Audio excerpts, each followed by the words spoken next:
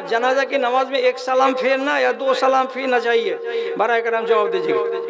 জানাজার সালাম আসসালামু আলাইকুম ওয়া রাহমাতুল্লাহ একটা হবে না আসসালামু আলাইকুম ওয়া রাহমাতুল্লাহ ডানে বামে দুটো হবে? এত মরছো কেন?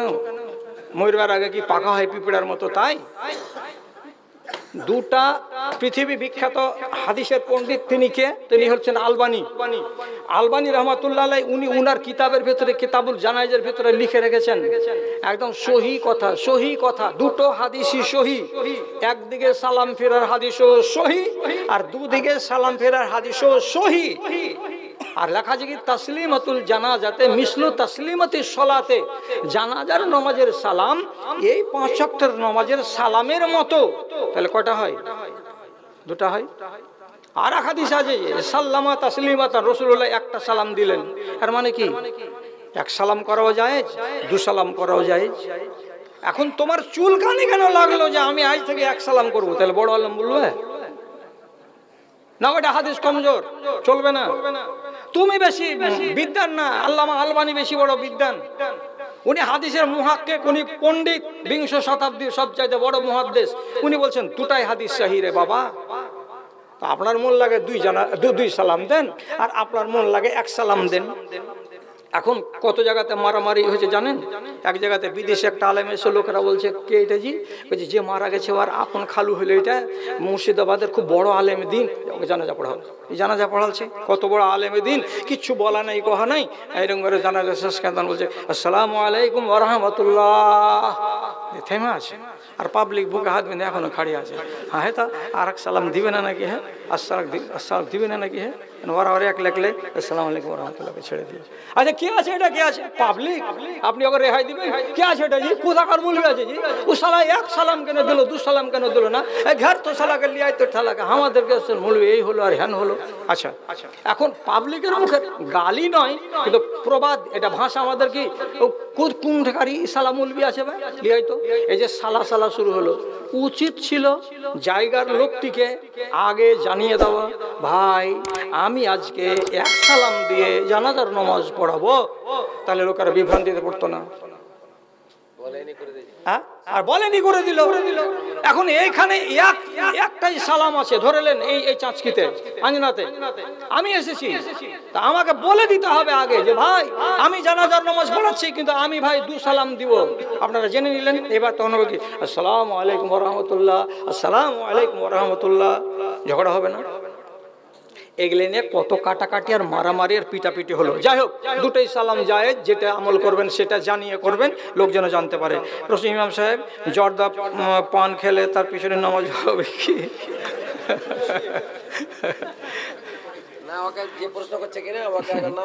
শুনেন, হারাম জিনিস থেকে বাঁচেন, হারাম জিনিস থেকে আল্লাহ আপনাকে বাঁচায়, আমাকেও বাঁচায়, আপনার ইমামকেও বাঁচায়। তো বাহরহাল হারাম জিনিস থেকে ইমাম সাহেবকে বাঁচতেই হবে। যদি এগুলো ওই হাই কোয়ালিটির হারাম নয়, লো কোয়ালিটির হারাম, কিন্তু একটা ইমাম মানুষ কেন হারাম খাবে? আরে পাবলিকের যারা এরে গাইরে নাত্তু খাইরে আছে তারা করুক গা। তো আপনি ইমাম হতে গেলে আপনাকে জর্দা থেকে বাঁচতে হবে। আল্লাহ তাআলা আপনারা আর আমার সকলে হেফাজত করুন। আপনারা যখন ইমাম সাহেবদের কাছ থেকে খুতবা শুনেন তখন শুনেছেন, আর নিজেরা যারা কোরআন তেলাওয়াত করেন তারাও জানেন। একটা আয়াত পড়ছি, খেয়ালে আসছে কিনা? আল্লাহ তাআলা বলছেন সুহুফে ইব্রাহিম ওয়া মূসা। এর মানে কি? আমি কিতাব দিয়েছিলাম ইব্রাহিম আলাইহিস সালামকে, আমি কিতাব দিয়েছিলাম মূসা আলাইহিস সালামকে, আমি কিতাব দিয়েছিলাম দাউদ আলাইহিস সালামকে, আমি কিতাব দিয়েছিলাম ঈসা আলাইহিস সালামকে, আমি কিতাব দিয়েছিলাম আসমান থেকে আখিরি নবী মুহাম্মদুর রাসূলুল্লাহ সাল্লাল্লাহু আলাইহি ওয়াসাল্লামকে। তাহলে এতটি নবীর কথা পেলাম যে তারা কিতাব প্রাপ্ত হয়েছেন। মুসনাদে আহমদের সহিহ হাদিসের ভিতরে পাওয়া যাচ্ছে আল্লাহ পাকের নবী বলেছেন যে ইব্রাহিম আলাইহিস সালাতু ওয়াস সালামকে যে কম, এটা খুব বিশাল মোটা কিতাব ছিল না, এটা চুটি কিতাব, এটা পুস্তিকার মতো, এটাকে আল্লাহ তাআলা বলেছেন সাহিফা। ইব্রাহিম নবীকে যে সাহিফা আল্লাহ রাব্বুল আলামিন দিয়েছিলেন সেটা আসমান থেকে নাজিল হয়েছিল রমজান মাসের প্রথম দিন গিয়ে রাতে। খেয়াল করলেন কোথায়? তাহলে প্রথম রমজানের দিন নাজিল হচ্ছে কোনটা? তো ইব্রাহিম নবীর সাহিফা বা কিতাব। তারপর এটা আপনাকে শিখতে হবে যে এরপরে হযরতে মুসা আলাইহিস সালাতু ওয়াস সালামের উপরে নাজিল হলো তাওরাত। তিনি তাওরাত পেলেন কবে? হাদিসে উল্লেখ খালাত লিসিত্তিন মিন রমজান, রমজান মাসের 6টা দিন গত হয়ে সপ্তম যেটা রাত, সেই রাত্রিতে রব্বুল আলামিন নাজিল করলেন তাওরাতকে নবী মুসা আলাইহিস সালাতু ওয়াস সালামের উপরে। এটাও রমজান। তারপরে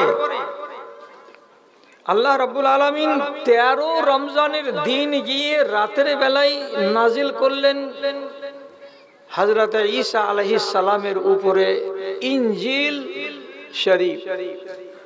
এটাও রমজান মাসে। আবার বলি হযরত দাউদ আলাইহিস সালাতু ওয়াস সালামের উপরে আল্লাহ তাআলা কিতাব নাজিল করলেন জাবুর। সেটা 16 রমজান গিয়ে 17 যেটা রোজা আসছে সেই রাতে।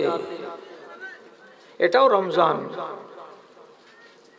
এবং 24 রোজাকে গত করে 25 রোজার রাত যেদিন, সেই দিন রাত্রি বেলায় বিজোড়া রাত্রিতে আল্লাহ রাব্বুল আলামিন কোরআন মজিদকে লৌহে মাহফুজ থেকে নিচে নামিয়ে দিলেন এক দফে প্রথম আকাশে। সেই জায়গাটার নাম হলো বাইতুল উজ্জা। ইজ্জাতের জায়গাতে রব্বুল আলামিন রেখে দিলেন এনে, এবং জিবরিলকে বলা হলো 23টি বছর ধরে বিভিন্ন ক্ষেত্রে, বিভিন্ন প্রয়োজনে, বিভিন্ন সময়ে এখান থেকে আয়াতকে নাও আর নবী মুহাম্মদ সাল্লাল্লাহু আলাইহি সাল্লামের উপরে গিয়ে নাজিল করো বা তার কাছে পৌঁছে দাও।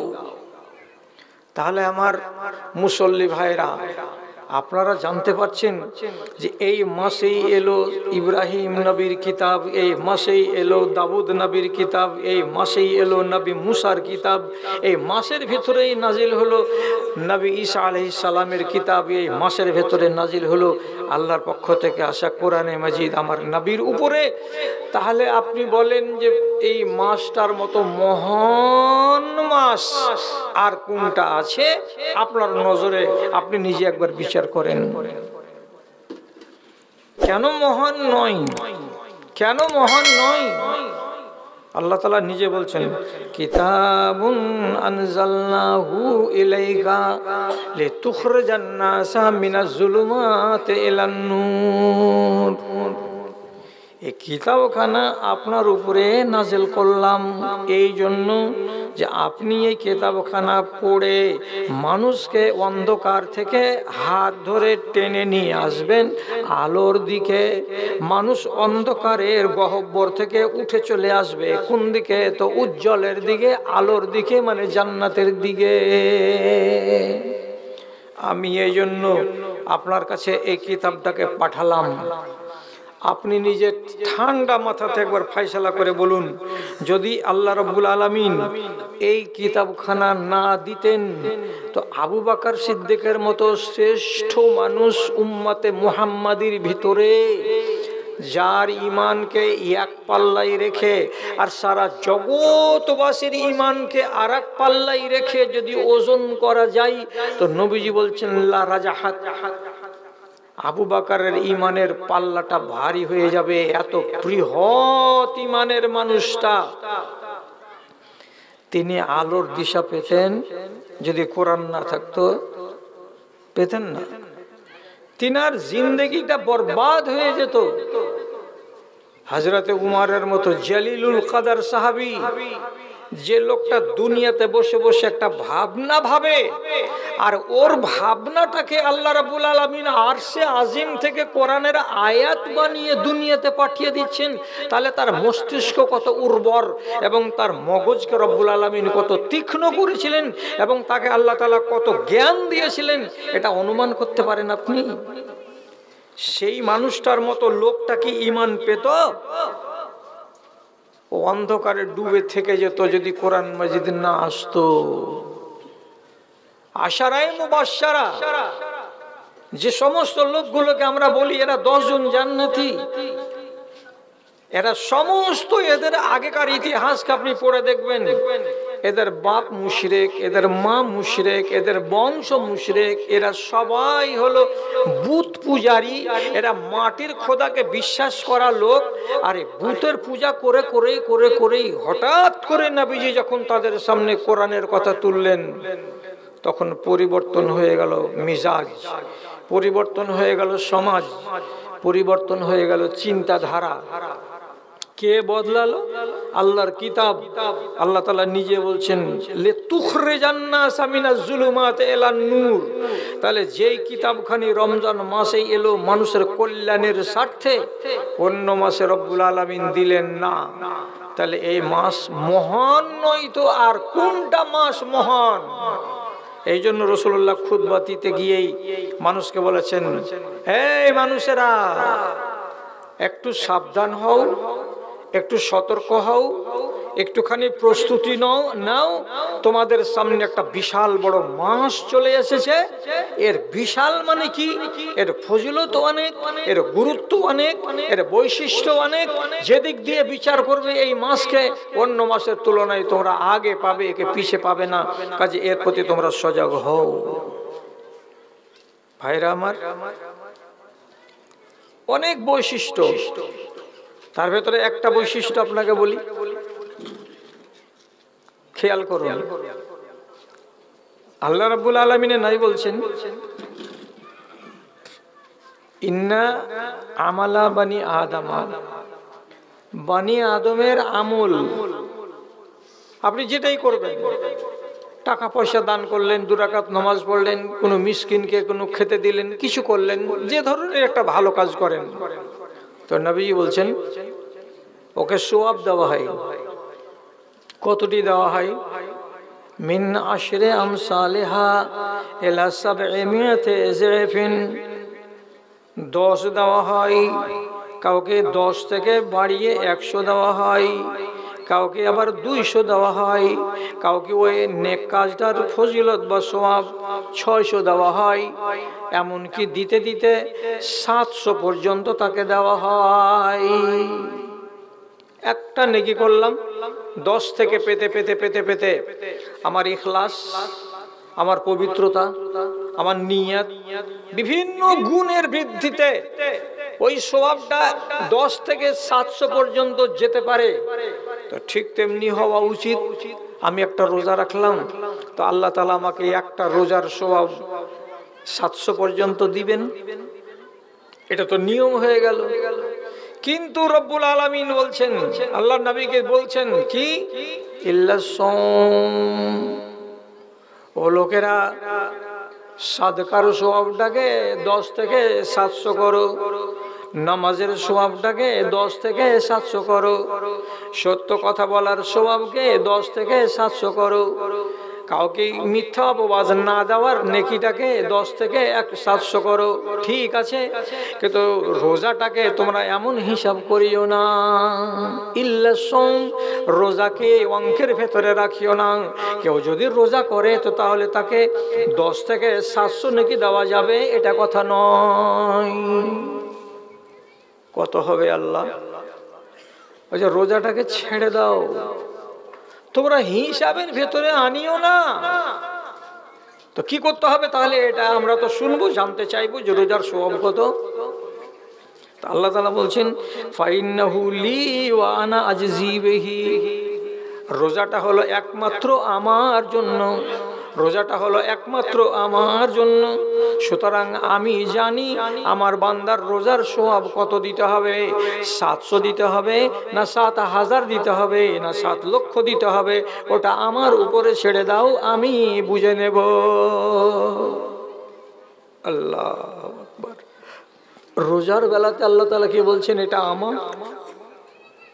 নমস্কার আল্লাহর নয়? তখন কেন আল্লাহ তাআলা বললেন না যে এটা আমার? সাদাকা কার? তো আল্লাহর। আল্লাহ কেন দাবি করছেন না যে এটা আমার? সবই আল্লাহর, কিন্তু খাস করে রোজাকে বলছেন এটা আমার। একটা বুঝাবার একটি মাত্র উদ্দেশ্য হলো এই, রোজার ফজিলত এর মোকাবেলা করা সম্ভব নয়, এবং এর ভেতরে এমন একটা বৈশিষ্ট্য আছে যে বৈশিষ্ট্যটা অন্য ইবাদতের ভেতরে নাই। এই জন্য আল্লাহ তাআলা বলছেন খুশি হয়ে যে এটা আমার, কাজে আমার উপরে ছেড়ে দাও, আমি কত বদলা দেব। অনেক কারণের ভেতরে একটা কারণ বলছি, রব্বুল আলামিন রুজি দাতা, রুজি দেন, কিন্তু তিনি কি জীবনে কোনো রুজি গ্রহণ করেন না? উনি কি জীবনে কোনোদিন বিরিয়ানি, ফ্রাই রাইস, মাংস ভাত, এই সেই আবি ঝাবি যতগুলো আমরা খাই, রব্বুল আলামিন তো সাপ্লাই দেন উপর দিক থেকে। তিনি হলেন রাজ্জাক, কিন্তু তিনি কি নিজে গ্রহণ করেন? তো করেন না। তাহলে আল্লাহর চরিত্র কি? দেখেন, দুটা চরিত্র বলছি আজকে, মাত্র দুটা বলছি, খেয়াল করেন এদিকে। আপনারা রোজ পড়ছেন কিন্তু তরজমা জানেন না। লা তাখুযুহু সিনাতুন ওয়ালা নাওম। আল্লাহ তাআলাকে জীবনে কোনোদিন ঘুম আসে না। আল্লাহ রাব্বুল আলামিন জীবনে কোনোদিন তাকে ঢুলন আসে না। একটা ঢুলে যাওয়া আর একটা ঘুমিয়ে যাওয়া। ঢুলে পড়া মানে কি?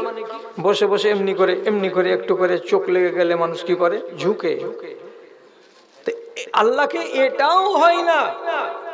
এবং আমি যেমন লম্বা পা করে ঘুমিয়ে যাই, অঘোর ঘুমে জ্ঞান থাকে না, অঘোর নিদ্রাতে যখন আমি লুটিয়ে পড়ি তখন আমি পরম সুখে সুখী হই, সে ঘুম আল্লাহ রাব্বুল আলামিনকে আসে না। দুটো সিফাত আল্লাহর চরিত্র দুটো। আর একটা চরিত্র আল্লাহ তাআলা শিখে রাখেন, রব্বুল আলামিন জীবনে কোনোদিন আহার করেন না। আল্লাহর পানাহার নেই, আল্লাহ তাআলা পানি পান করেন না, আল্লাহ রাব্বুল আলামিন কোনো খানা পানি সেবন করেন না। তাহলে আল্লাহর একটা বিশেষ বৈশিষ্ট্য যে তিনি রুজি গ্রহণ করেন না। এবার আপনার রোজাটাকে কেন বললেন এটা আমার? তাকান, আপনি রাত 4:35 খানা বন্ধ করেছেন, পানি খেয়ে নিয়েছেন, নেওয়ার পরে পানি বন্ধ করে দিয়েছেন, দিয়ে কি সংকল্প করলেন?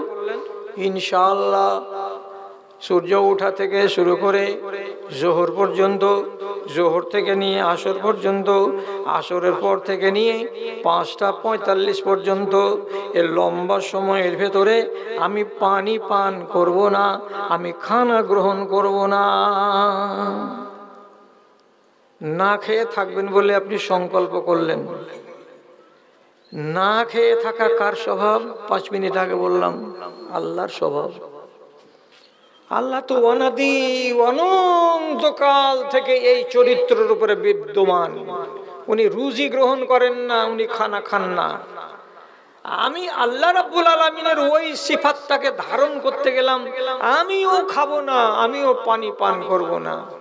তো আমার মতো দুর্বল মানুষ, আমার মতো একটা জাইফ মানুষ, আমার মতো একটা কমজোর মানুষ এই চ্যালেঞ্জকে গ্রহণ করে নিয়ে কতক্ষণ চলতে পারবো? যখন 13 ঘন্টা হলো তখন আমার 12টা বেজে গেল। আমি তখন হাঁপিয়ে উঠলাম, আর পারি না, রোজা লেগে গেছে, আর চলতে পারি না, আর উঠতে পারি না, এই উমুক আর তুমুক নানান কথা বলে শেষের বেলায় কি করলাম? 5:45 যখন হলো তখন আল্লাহর রুজিকে সামনে পেয়ে বিসমিল্লাহ বলে মুখে দিলাম, ইফতার করলাম। রব্বুল আলামিন বলছেন, রে খেপারা, তোরা আমার একটা সুন্দর চরিত্রকে ধারণ করার চেষ্টা করছিলি না খেয়ে থাকা, কিন্তু তোরা পারলি না।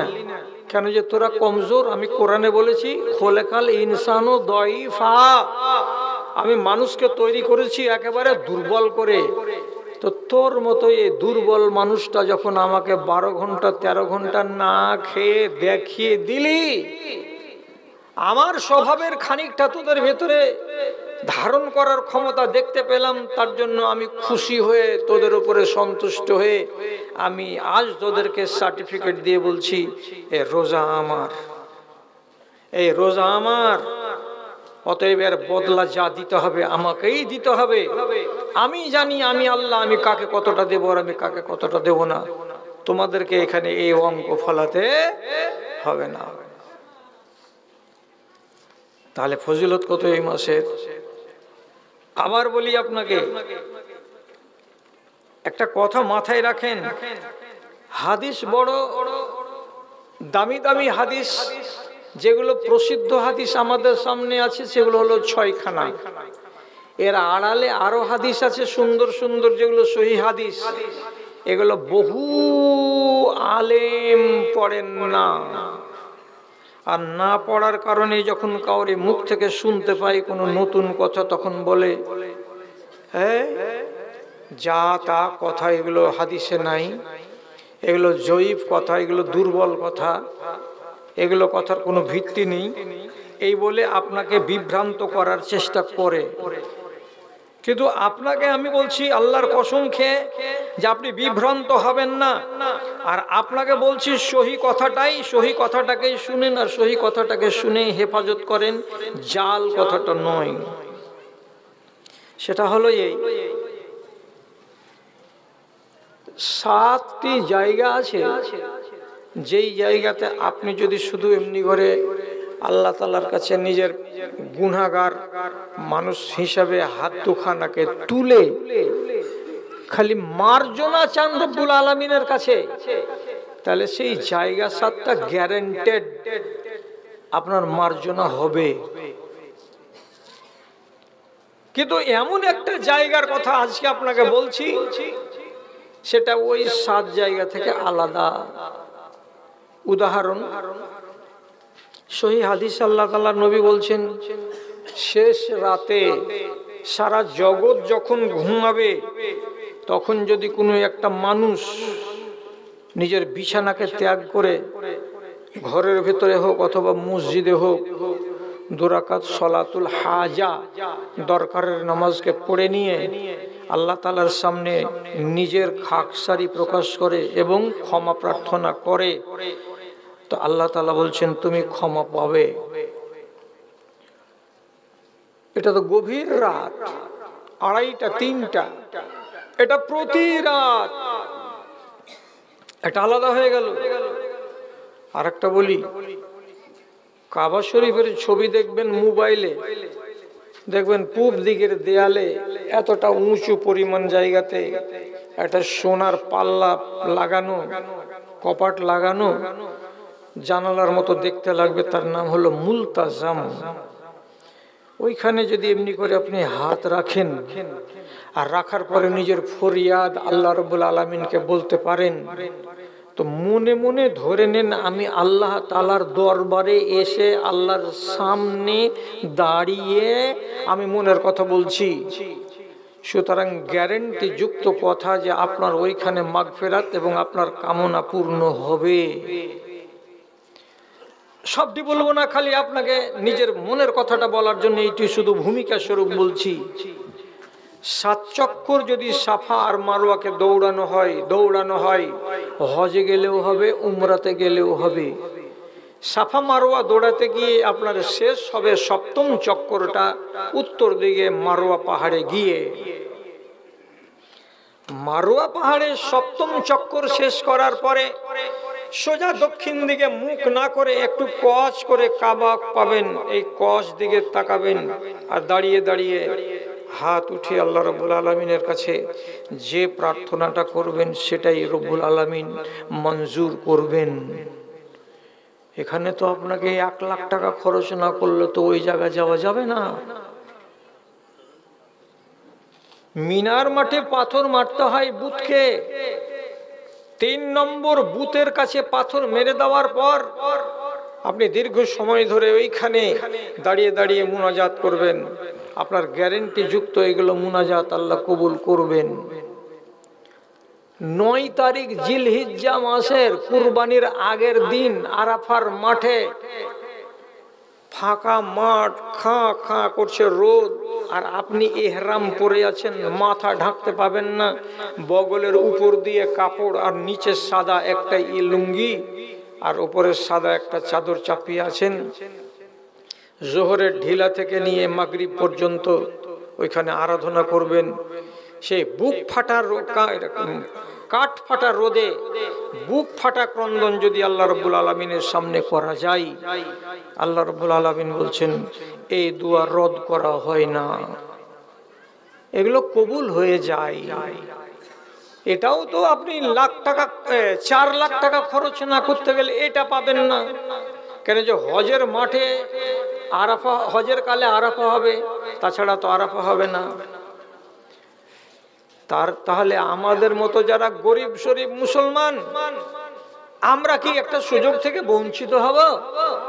রব্বুল আলামিন দয়া করে দিলেন আমার উপরে, মধ্যবিত্তের উপরে, নিম্ন মধ্যবিত্তের উপরে, গরিবের উপরে, ঝুপড়িতে যে বাস করে তার উপরে, পিডাব্লিউর মাটিতে যে বাস করে তার উপরে। ও মানুষেরা, তোমরা সমানভাবে ভাগীদার হয়ে যাও, আর আমি যে ফ্যাসিলিটিটা দিচ্ছি এই ফ্যাসিলিটিটা তোমরা গ্রহণ করে নাও। কি ফ্যাসিলিটি দিচ্ছেন আল্লাহ?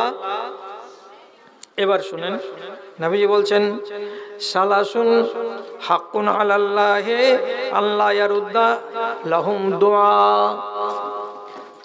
3 জন মানুষ এমন আছে যেই 3 জন মানুষের ডাক বা 3 জন মানুষের দোয়া আল্লাহ রাব্বুল আলামিন কোনোদিন ফেলে দেন না, কখনোই ফেলেন না। তিনার উপরে আল্লাহ তাআলা নিজে বলছেন আমার উপরে হক এটা বর্তে যায়। মানে কি, আমি আল্লাহ তাআলা বলছেন আমি আল্লাহ হয়ে নিজের উপরে এটাকে অনিবার্য করে নিই যে আমার 3 রকমের বান্দার ডাক আমি কবুল করবই করব। সে যেটাই বলুক না কেন আমি তার ডাকে সাড়া দেবই দেব, তার কথা শুনবই শুনব। তার ভেতরে একজন লোকের নামটা বলি, সেটা শুধু এই মাসেই আল্লাহ তাআলা সুযোগটা দিচ্ছেন, অন্য মাসে কিন্তু দিচ্ছেন না। কইছে ইনদাল ইফতারে আসাইমু দুআ উসাইমে ইনদাল ইফতার আও ইফতারিহি। একটা রোজাদার মানুষ সারাটা দিন অনাহারে আছে, মন চাইছে একটু শরবত পান করব, মন চাইছে একটু পানি পান করব, ইচ্ছা অনেক আছে, আগ্রহ অনেক আছে। ঠিক এইরকম আপনার মতো একটা মানুষ মাগরিবের টাইমে আজান হওয়ার 10 মিনিট আগে চাটাই বিছিয়ে দিয়েছে, সামনে আপনার জন্য ইফতার হাজির করা হয়েছে। এতে আছে ঘুগনি, এটাতে আছে মুড়ি, এটাতে আছে শরবত, এটাতে এই, এটাতে সেই, সব খানাটিকে আপনি সামনে নিয়ে বসে আছেন। এখনো মুখে তুলছেন না। কেন তুলছেন না? আপনার মন চাইছে লাল লাল তরমুজের একটা টুকরাগুলোকে মুখে দিতে গেলে পরাণ জুড়াবে, আমার তৃষ্ণাটা মিটে যাবে, কত ইচ্ছাটা জাগছে আমার খাবার, কিন্তু আমি মুখের লাগাম লাগিয়ে রেখেছি। আমি আমার হাতের ভেতরে আল্লাহ রাব্বুল আলামিনের পরিয়ে দেওয়া কড়া পরিয়ে রেখেছি। না বান্দা, অতক্ষণ পর্যন্ত এটাকে হাত লাগানো যাবে না এবং এটাকে মুখে তুলানো যাবে না যতক্ষণ পর্যন্ত সূর্যটা না ডুবে যায়। আপনি ওই 10টা মিনিট সময় কি করে কাটাবেন?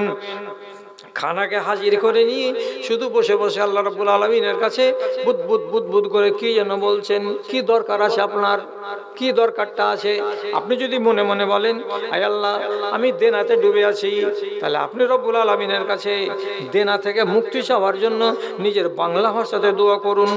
আপনি যদি বলেন আমার ঘাড়ের উপর একটা বোঝা আছে, কি বোঝা? আমার একটা মেয়ে আছে, এখন পর্যন্ত মেয়েটার বিয়ে হয়নি, মেয়েটার বিয়ে যেন কোনো জায়গায় হয়ে যায়, আপনি আল্লাহ রাব্বুল আলামিনকে নিজের ভাষাতে বলুন, নিজের ভাষায় নিজের কথাগুলোকে একটা একটা একটা করে ইফতারের আগেখানে বলতে থাকুন। আল্লাহ রাব্বুল আলামিন নেই বলছেন তিনজন মানুষের দোয়াকে রব্বুল আলামিন নিজের উপরে অনিবার্য করে নেন যে আমাকে কবুল করতেই হবে। তার ভেতরে ওই একটা লোক ইফতারকে সামনে নিয়ে বসে বসে যে দোয়া করে, তার দোয়াকে কোনোদিন ফেলে দেওয়া হয় না। কত তাহলে এই মাসটার ভেতরে আল্লাহ রাব্বুল আলামিন ফজিলত রেখেছেন গো। এই জন্য রাসূলুল্লাহ একবার নাম দিচ্ছেন কি, এটা মহান মাস। আর একবার আল্লাহ রাব্বুল আলামিন নবী বলছেন, আল্লাহ তাআলা নবী বলছেন কি, এটা মোবারক মাস। আবার কোন কোন জায়গাতে একবার করে বলছেন শাহরুল গুফরান, এটা ক্ষমার মাস, এটা মার্জনার মাস। কেমন মার্জনা? মার্জনা মানে কি তাহলে আপনাকে বুঝাই।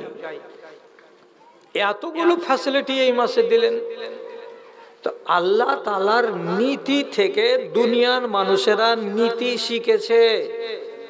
আল্লাহ তাআলার ফর্মুলা থেকে দুনিয়ার মানুষেরা অনেক ফর্মুলা শিখেছে, শিখে তারা দুনিয়াদারি করছে, দুনিয়া চালাচ্ছে। এখন যদি আপনাকে একটা কথা বলি, এই দুনিয়াতে অনেক অনেক কোম্পানি আছে, কি বলে অফার দেয়, দুটা যদি কিনেন একটা ফ্রি, এটা হলো অফার।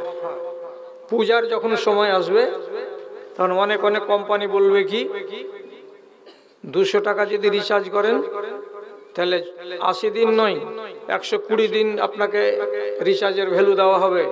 এটা অফার। অফার মানে সুযোগ, এটা সব সময় হয় না, গুরুত্বপূর্ণ টাইমে কোনো না কোনো বিশেষ বিশেষ সময়ে এই অফারগুলোকে দেওয়া হয়। আল্লাহ রাব্বুল আলামিন যেগুলো অফার দিয়েছেন তার বান্দাদেরকে, এই অফারটা সব মাসের জন্য নয়, এই অফারটা শুধু রমজান মাসের জন্য। এই জন্য এই মাসের ভেতরে এতগুলো এতগুলো এতগুলো ফজিলত আর এতগুলো গুণগান রব্বুল আলামিন করে রেখেছেন এবং তার নবী করে রেখেছেন। আচ্ছা, ক্ষমা প্রার্থনার মাস এটাকে বলা হলো, এটার মানে কি? অন্য মাসে কি আল্লাহ তাআলা ক্ষমা করেন না? যে করি। তো এই মাসটার নাম ক্ষমার মাস কেন বলা হলো? তার মানে কি, অন্য মাসে যদি আমি আল্লাহ তাআলার কাছে দোয়া করে নিজেকে ক্ষমা করাতে না পেরে থাকি, হতে পারে, কিন্তু রমজান মাসটা এমন একটা মাসের মাস, এই মাসে যদি আমি ক্ষমা প্রার্থনার ইচ্ছা করে থাকি তো ইনশাআল্লাহ এই মাসে ক্ষমা হবে। তাহলে ওই মাসে গ্যারান্টি নেই, আর এই মাসে কি আছে? গ্যারান্টি আছে। এবার কতজন লোক তৈয়ার আছেন? মিষ্টি হাদিসটাকে আগে শুনেন, শোনার পরে এবার বলেন কি কথাটা আপনাকে বুঝাতে চাইছি। নবীজি বলছেন হাদিসের ভেতরে, ইন্না লিল্লাহি মালাইকা সাইয়াহিনা, আল্লাহ রাব্বুল আলামিনের অনেক ফেরেশতা আছে, তাদের ভেতরে একগুলো ফেরেশতা হলো কি চলে বেড়া। ওরা স্থির নেই, রোডে রোডে রোডে রোডে, রাস্তা রাস্তা, মাঠ মাঠ, এই শহর ওই শহর, ওই গ্রাম ওই জেলা, জেলা জেলা, সব চলে বেড়াচ্ছে, সারা সারা দিন চলে বেড়াচ্ছে। আল্লাহর একটা দুটা ফেরেশতা নেই, দল দল হয়ে এগুলো ফেরেশতা চলে বেড়াচ্ছে সারা সারা রাত। কি জন্য চলে বেড়াচ্ছ গো? তো হাদিস বলছে ইয়াবহাসুনা আন মাজালিসিজ যিকরে, ওরা রাস্তা দিয়ে চলে, চলতে চলতে ডানে তাকায় বামে তাকায়, কোনো জায়গাতে একটা আলোচনার মজলিস পাওয়া যায় কিনা, কোনো জায়গাতে একটা জিকিরের মজলিস পাওয়া যায় কিনা। জিকির মানে কি? যেখানে কোরআনের কথা হয়। জিকির মানে কি? যেখানে আল্লাহর এবং আল্লাহর রাসূলের আলোচনা হয়। ওই জায়গাতে এমন কিছু লোক আছে যারা সেই আলোচনায় অংশগ্রহণ করেছে। সেই জিকিরের মজলিস কোথায় বসেছে তারা খুঁজে বেড়ায়, খুঁজছে। একদল ফেরেশতা খুঁজতে খুঁজতে হঠাৎ করে দেখছে, হাগো 300-400 জন লোক এদিকে বসে আছে ঈশার নামাজ পড়ার পরে। ব্যাপার কি দেখো তো, মেন রাস্তা ছেড়ে দিয়ে যদি ডান দিকে চেপে এসে দেখছে তো আজ না, একজন আর একজনকে খবর দিয়ে বলছে, ওয়াজাদনা মা আরাদনা, আরে যা খুঁজছিলাম পেয়ে এলেছি, এদিকে এসো, পেয়ে এলেছি। কি পেয়েছ? চাঁচকি গ্রামের মধ্য পাড়াতে একটা আলোচনার মজলিস চলছে, জিকিরের মজলিস চলছে, এটাই তো খুঁজছি আমরা সবাই মিলে। এসো এসো এসো এসো এসো এসো। সব বসে গেল ঝাঁক হয়ে। তারপরে কতজন হলো? আল্লাহ রাব্বুল আলামিন বলছেন ওরা কতজন এলো, একজন আর একজনের উপরে, আর একজন আর একজনের উপরে, আর একজন আর একজনের উপরে, এই করে তারা বসতে বসতে বসতে বসতে বসতে বসতে আসমানের এবং জমিনের মধ্যবর্তী ফাঁকা জায়গাটাকে তারা ফিল আপ করে দেয়। এবার আলোচনা চলছে চলছে চলছে, হঠাৎ করে এক ফেরেশতা আল্লাহ রাব্বুল আলামিনের কাছে হাজির হয়। রাব্বুল আলামিন বলেন, কোথায় গেছিলে তুমি বা তোমরা? বলছে, রাব্বুল আলামিন আমরা পাকুড় জেলার অমুক এলাকায় যাচ্ছিলাম, একটা জিকিরের মজলিসে বসলাম, ওখানে বসার পরে অনেক কথা শুনলাম, অনেক কথা জানলাম। কি জানলে তোমরা? তো বলছে ওইখানে ওই লোকগুলো তোমার জাহান্নামের আগুন থেকে বাঁচার জন্য তদবির করছে, আমাদেরকে যেন জাহান্নামের আগুন টাচ না করে, এটা ওরা মনে মনে চাইছে। তো আল্লাহ তাআলা তো সবই জানেন, তবুও আমাকে আর আপনাকে তাসাল্লি দেওয়ার জন্য জিজ্ঞেস করে বলছেন, আচ্ছা ওরা কি জাহান্নাম দেখেছে? বলছেন না, ওরা জাহান্নাম দেখেনি, জাহান্নামের বর্ণনা শুনেছে, তাতেই তারা এতটা নিজেদের ভেতরে ভয় পেয়ে আছে যে ওরা মাঝে মাঝে বলছে, পরওয়ারদিগার জাহান্নামের আগুন যেন আমাদেরকে টাচ না করে। তারপরে আবার আল্লাহ তাআলা বলছেন, আচ্ছা ওরা আর কি বলছিল? তো ফেরেশতারা আবার বলছেন, ওয়াইনাম ইয়াসআলুনাকাল জান্নাতা, ওরা মাঝে মাঝে এরা জিকিরের মধ্যে মধ্যেই তোমার কাছে জান্নাত কামনা করছে, আয় আল্লাহ মরার পরে তুমি আমাদেরকে জান্নাত নসিব করিও। এরা জান্নাতের ভাগীদার, জান্নাতের আশা নিয়ে তারা বসে আছে। আল্লাহ বলছেন, ওরা জান্নাত দেখেছে কি? কেমন জিনিসটা? জান্নাত সম্বন্ধে ওদের জ্ঞান গরিমা আছে? জান্নাত তো দেখেনি মালিক, কিন্তু তার বর্ণনাগুলো শুনেছে আলেম ওলামার মুখ থেকে, এই জন্য তারা আগ্রহী হয়ে চাইছে। রব্বুল আলামিন বলছেন, আহারে এইরকম মজলিস থেকে তোমরা আসলা, আর ওখানকার সবকটি লোক আগুন থেকে বাঁচতে চাইছে আর জান্নাত আমার কাছে কামনা করছে, তা আমি আল্লাহ কি করব?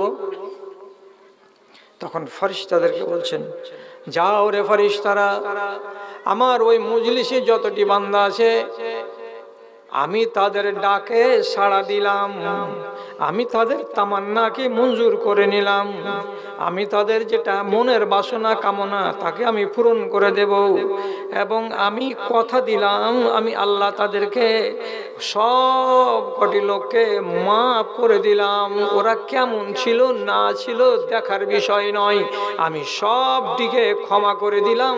আর যারা ক্ষমা পেয়ে গেল, নবী করিম সাল্লাল্লাহু আলাইহি সাল্লাম বলছেন, মান রাজিয়াল্লাহু আনহু ফালা হিসাবা আলাইহি, যার উপরে আল্লাহ রাব্বুল আলামিন রাজি হয়ে গেলেন কিয়ামতের দিন তার কোনো হিসাব হবে না। হিসাব হবে না মানে লোকটা জান্নাতি। আল্লাহ তাআলা ফেরেশতাদেরকে বলে পাঠালেন, যাও যতটি লোক আছে ওই মজলিসে সবটিকে মাফ করে দিলাম, সবটিকে মাফ করে দিলাম। তখন একটা ফেরেশতা তখন বলছে, ইয়া রব্বে ইন্না ফীহিম খাত্তাউন খরাজা লিহাজাতিহি, পরওয়ারদিগার মাফ করে দিলেন আপনি সবদিকে, ভালো কথা। আমরা ওদের সববারই নাম লিখে নিলাম যে হ্যাঁ তোমরা যতটি এখানে লোক এসেছিলে সবদিকে ক্ষমা করা হলো, কিন্তু একটা কথা বলবো আপনাকে, ওই মজলিসের ভিতরে কিন্তু একটা লোক আছে অন্য কাজে বেরিয়েছিল, ও কিন্তু এই জিকিরের মজলিসে বসার উদ্দেশ্যে বের হয়নি, ও আলাদা নিজের কাজে বেরিয়েছিল। চলতে গিয়ে তখন বলছে, এতটি লোক যখন বসে আছে তখন 10 মিনিট বসে দেখি কি হয়। তো লোকটা কিন্তু রব্বুল আলামিন গুনাহগার, ও পাপী, মিথ্যা কথা বলে সামান বিক্রি করে, রাতের বেলায় মুরগি চুরি করে, দিনের বেলায় সুযোগ যদি পাই তো রেল স্টেশনে টিকিট কাউন্টারের ভিড়ে গিয়ে লোকের পকেট মারি করে, মোবাইল চুরি করে। আমরা ওকে চিনি। তো ইয়ার মতন পাপী লোকটা আর কি করা যাবে? আপনি তো বললেন যাও সবকে মাফ করে দিলাম, তাহলে ওই গুনাহগারটার কি হবে? ওকে মাফ করে দিব নাকি? আল্লাহ রাব্বুল আলামিন বলছেন লা ইয়াসকা মিনহু জালিসুহুম আল-ইয়াউম। এরা আমার ফেরেশতারা, আমাকে মাফ করতে টাইম লাগে না। আমি শুধু বাহানা চাই, আমি একটা ওসিলা চাই। আমি আমার বান্দার ইচ্ছাটাকে দেখছি, তার মনের বাসনাটাকে দেখছি। আমি আমার বান্দার বিস্তারিত লম্বা চওড়া মেহনতের দিকে আমি তাকাই না, আমি দেখছি তার নিয়তটার দিকে। আমার বান্দা যখন চোর চুরি করে, ডাকাতি করে, লম্পটি করে, সবই কিছু করে, কিন্তু যেই উদ্দেশ্যেই হোক না কেন জিকিরের মজলিসে গিয়ে বসে গেছিল। অতএব ওইখানে যদি 250 জন লোক মাপ পাই, তো একজন লোক মানে 251 নম্বর লোকটাকে বদনসিব করে তাকে আমি বিদায় করব না। আজকের মজলিসের ফজিলতে ওই গুনাহগারকে পর্যন্ত আমি মাফ করে দিলাম। তাহলে আপনি দেখতে পাচ্ছেন যে আল্লাহ রাব্বুল আলামিন আপনাকে মাফ করার জন্য জিকিরের মজলিসের কতটা গুরুত্ব দিলেন। জিকির কাকে বলে? খালি লম্বা করে চোখ বন্ধ করে খালি বড় বড় দোয়া বলবেন, এটার নাম জিকির তা নয়। যেগুলো অ্যাকচুয়ালি তসবিহ এবং যেগুলো অ্যাকচুয়ালি জিকির, সেগুলো হলো ছোট। যেমন সুবহানাল্লাহ, টাইম লাগবে না। আলহামদুলিল্লাহ, টাইম লাগবে না। যেমন সুবহানাল্লাহি ওয়া বিহামদিহি, এটা বলতে টাইম লাগবে না। যেমন লা ইলাহা ইল্লাল্লাহ, এগুলো বলতে টাইম লাগবে না। আর এগুলো জিকির যার মুখ থেকে বেরিয়ে যাবে, ও জেনে নিতে হবে যে ওর মিটার সব সময় ঘুরতে আছে, কোনো সময় থামে না। এবং আপনাকে আর কি কথা বলবো, কথা বলে বলে বলে বলে আপনাদেরও থলিটাকে বোঝ করতে পারলাম না, আর তার আগে মরার বয়স হয়ে গেল। আর আমারও থলি শেষ হয়ে গেল ওয়াজ করে করে, ওয়াজের থলিতে কিছু পড়ে আর নাই। সুবহানাল্লাহি ওয়া বিহামদিহি যদি আপনি এই মজলিসে একবার বলতে পারেন, তো নবী করিম সাল্লাল্লাহু আলাইহি সাল্লাম বলছেন গোরসাত লাহু নাখলাতুন ফিল জান্নাতে, ওর ভাগে যেটা জান্নাত আছে সেই জান্নাতের সামনের মাঠে ওই একবার সুবহানাল্লাহি ওয়া বিহামদিহি বলতে গেলে একটা খেজুরের গাছ লাগিয়ে দেওয়া হবে।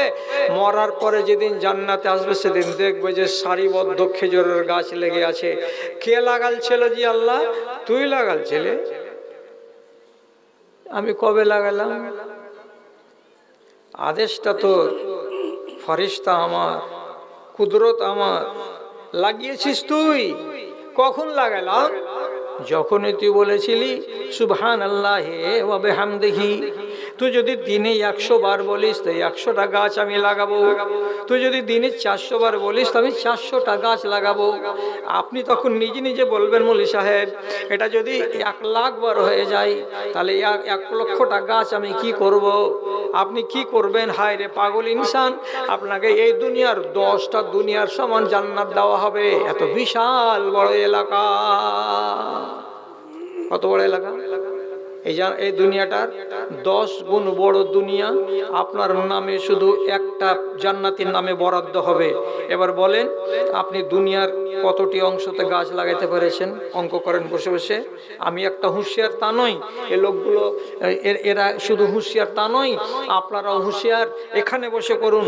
ঝাড়খণ্ডে এত বড় প্রদেশ, কতটি গাছ লাগাচ্ছেন? ঝাড়খণ্ড বোঝ হবে?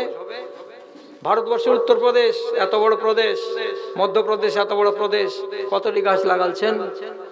আপনার ভাগের যেটা জান্নাত, সেই জান্নাতের মানে 100 ভাগের 1 ভাগও আপনার দ্বারাই এখনো পূর্ণ করা হয়নি। আর সেদিন যদি জান্নাতে গিয়ে আপনি দেখতে পান মাঠ ফাঁকা পড়ে আছে, মাঠ ফাঁকা, গাছ নেই, গাছালি নেই, আপনি তখন বলবেন এটা কেন হলো? বান্দা, তুই যদি একটু চেষ্টা করতে এই মাঠটা ভর্তি হয়ে থাকতো গাছের, খালি সবগুলো নারিকেলের গাছ নয়, এগুলো ডিজাইনের গাছ আছে, ফল ধরে না, আর দেখতে কত সুন্দর লাগে। বড় বড় পার্কে দেখেছেন কত রকমের গাছ, নারিকেল কোয়ালিটির গাছ, কত রকমের গাছ আছে। এমন সুন্দর সুন্দর গাছগুলো আল্লাহ রাব্বুল আলামিন আপনার নামে লাগিয়ে দিতে চাইছেন। কোথায়? তো জান্নাতে। আপনি নিজেকে গাফিলের মধ্যে ডুবে রাখছেন। এটা হলো জিকির। আর যেখানে এইগুলো আলোচনা চলে সেই জায়গাতে আপনার মুখও চলতে থাকবে।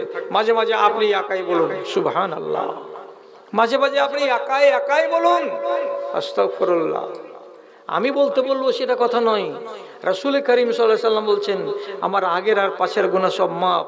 অথচ আল্লাহ রাব্বুল আলামিনকে খুশি করার জন্য আমি দিনে এবং রাতে 100 বার করে আস্তাগফিরুল্লাহ, আল্লাহ তোমার কাছে মাপ চাই বলি। আমি কবার বলেছি? চলতে ফিরতে কিছু হয়ে গেল বলবেন আস্তাগফিরুল্লাহ। পয়সা লাগে না? সুবহানাল্লাহি ওয়া বিহামদিহি। পয়সা লাগে না? যদি এটাকে বাড়িয়ে দেন আর একটু, সুবহানাল্লাহি ওয়া বিহামদিহি সুবহানাল্লাহিল আযীম, এটা যদি বেড়ে যায়। একবার হলো সুবহানাল্লাহ, একবার হলো সুবহানাল্লাহি ওয়া বিহামদিহি, আর একবার হলো সুবহানাল্লাহি ওয়া বিহামদিহি সুবহানাল্লাহিল আযীম। 3 রকম বললাম আপনার সামনে, আর 3টাই সহিহ রিওয়ায়াত। তো যদি এই কথাটা আপনি বলতে পারেন, তামলাউল মিজান, দাড়ি পাল্লার আনাজ আর কানাজকে সমস্তকে কানাই কানাই ভরে দিবে। এটা এমন একটা বাক্য বলতে গেলে সোজা, পাল্লাতে ভারী, আর আল্লাহ রাব্বুল আলামিনকে অত্যন্ত প্রিয়, অত্যন্ত প্রিয়, একদম সহিহ হাদিস। তাহলে যাক, এদিকে আমি ঘুরে আসি। রমজান মাসের মাহাত্ম্য আলোচনা করতে গিয়ে আপনাকে এই কথাটি বললাম। আবার আর একটা কথা বলছি। এবার কি, যখন রমজান মাস দুনিয়াতে চলে আসে, আল্লাহ রাব্বুল আলামিন একগুলো ফেরেশতাকে এলাকা ভাগ করে দেন। এই তোমাকে দিলাম ঝাড়খণ্ডের পাকুড় জেলা, তোমরা কজন আছো? এই টিমের ভিতরে যাও, তোমরা 100 জন। তোমাদের এই জেলার ভিতরে ভিতরে ঘুরতে হবে। দায়িত্ব কি আছে? এই একটা দায়িত্ব। কি দায়িত্বটা? ভালো করে দেখেন। ওই ফেরেশতার কাজ হলো আঞ্জনা গ্রামে ঢুকবে, আর ঢোকার পরে গ্রামের মাথাতে এসে আওয়াজ দিবে। আপনি কিন্তু ফেরেশতার আওয়াজ শুনতে পাবেন না। এগুলোকে যদি ঈমান থাকে তাহলে ঈমান দিয়ে বিশ্বাস করতে হবে, আর ঈমান যদি না থাকে তাহলে আপনার খালি শুনাই হবে। আরো বলছি, হুবাহু এইরকম হাদিস, তা কি যেমনি আজান পড়বে, যে কোনো মসজিদে আজান পড়ে যেতে গেলে ফেরেশতাকে ডিউটি দেওয়া আছে। এই মাথা থেকে শুরু করবে, ওই টোলা পর্যন্ত যাবে, আর একটাই কথা বলবে, ইয়া বানি আদমা কুমু ইলা নিরানিকুমুল্লাতি আওকাদতুমুহা ফাতহুহা বিসসালাতে। তখন ওইটা ফেরেশতা কি করবে? আপনাকে নামাজের জন্য ডাকবে, আর ভাষাটা বলবে কি, মাঠে আগুন জ্বালিয়েছো তাকবীরে, ওই আগুন যদি নিভাতে চাও আল্লাহর মসজিদে এসো, মুয়াজ্জিন আজান দিয়েছে। এখানে বলবে, এখানে বলবে, এখানে বলবে, শেষ। যে গেল গেল, আগুন নিভালো, যে গেল না গেল না, আগুন জ্বললো। মাঠে আগুন নিভালো মানে, জ্বালালো মানে, হাটে গেছো মিথ্যা কথা বলে সামান বিক্রি করেছো, কপালে আগুন জ্বালিয়েছো। কোর্টে গেছো, নকল দলিলে সই করেছো, বাপ জমিকে অন্য নামে করে দিচ্ছে, তুমি হয়ে গেলে সাক্ষী, হারামি কাজে সাক্ষী হয়েছো, কপালে আগুন জ্বালিয়েছো। আগুন নিভাবে তো কোথায়? তো মসজিদ। মাঠের আগুন নিভাবে কোথায়? তো মসজিদে।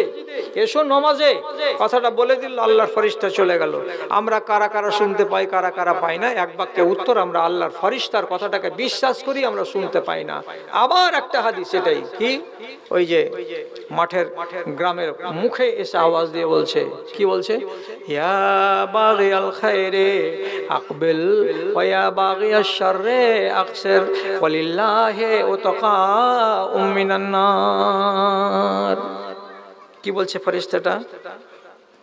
ওরে সারা বছর ধরে মঙ্গলের সন্ধানকারী, নেকির সন্ধানকারীরা, যারা সারা বছর নেকি খুঁজে বেড়াও, কল্যাণ খুঁজে বেড়াও, কামিয়াবি কিসে হবে সেটা খুঁজে বেড়াও, তাদেরকে বলছি আকসের, তোমরা এই কাজটাকে বাড়িয়ে দাও।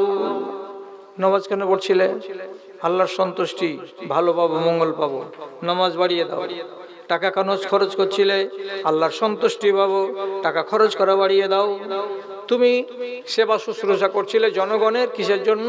আল্লাহ রাজি হবে তার জন্য এটা করছিলাম আমি, এটাকে তুমি বাড়িয়ে দাও। এক কথায় ফেরেশতা বলছে, যারা যারা সারা বছর মঙ্গলের কামনা করে বেড়াও, তোমরা এই মাসে তোমাদের নিজের নিজের ধান্দাগুলোকে বাড়িয়ে দাও, তোমরা বাড়িয়ে দাও। এতদিন কত রাকাত নামাজ পড়তে তোমরা দিনে রাতে? বলছে 60 রাকাত পড়তাম আল্লাহ। কেমন 60 রাকাত? কেমন 60 রাকাত? 12 রাকাত পড়তাম সুন্নাতে মুআক্কাদা, 17 রাকাত পড়তাম ফরজ, 1 রাকাত পড়তাম রাবিতর, 30 রাকাত নামাজ পড়তাম। এর বিনিময়ে আল্লাহ রাব্বুল আলামিনের আমরা মঙ্গল চাইতাম তার কাছ থেকে, এবং আমরা নিজেদের কল্যাণ চাইতাম। আল্লাহর ফেরেশতাকে বলছে এটাকে বাড়িয়ে দাও, বাড়িয়ে দাও, তোমরা বাড়িয়ে দাও, লাভ বেশি আছে। কেমন করে বাড়ালাম? এই মাসে আমরা কি করলাম, এবার 8 রাকাত বাড়িয়ে দিলাম তারাবির নামাজে, আর 3 রাকাত 1-এর জায়গায় 2 বাড়িয়ে দিলাম। এটা কি? সেটা বেতরের নামাজে।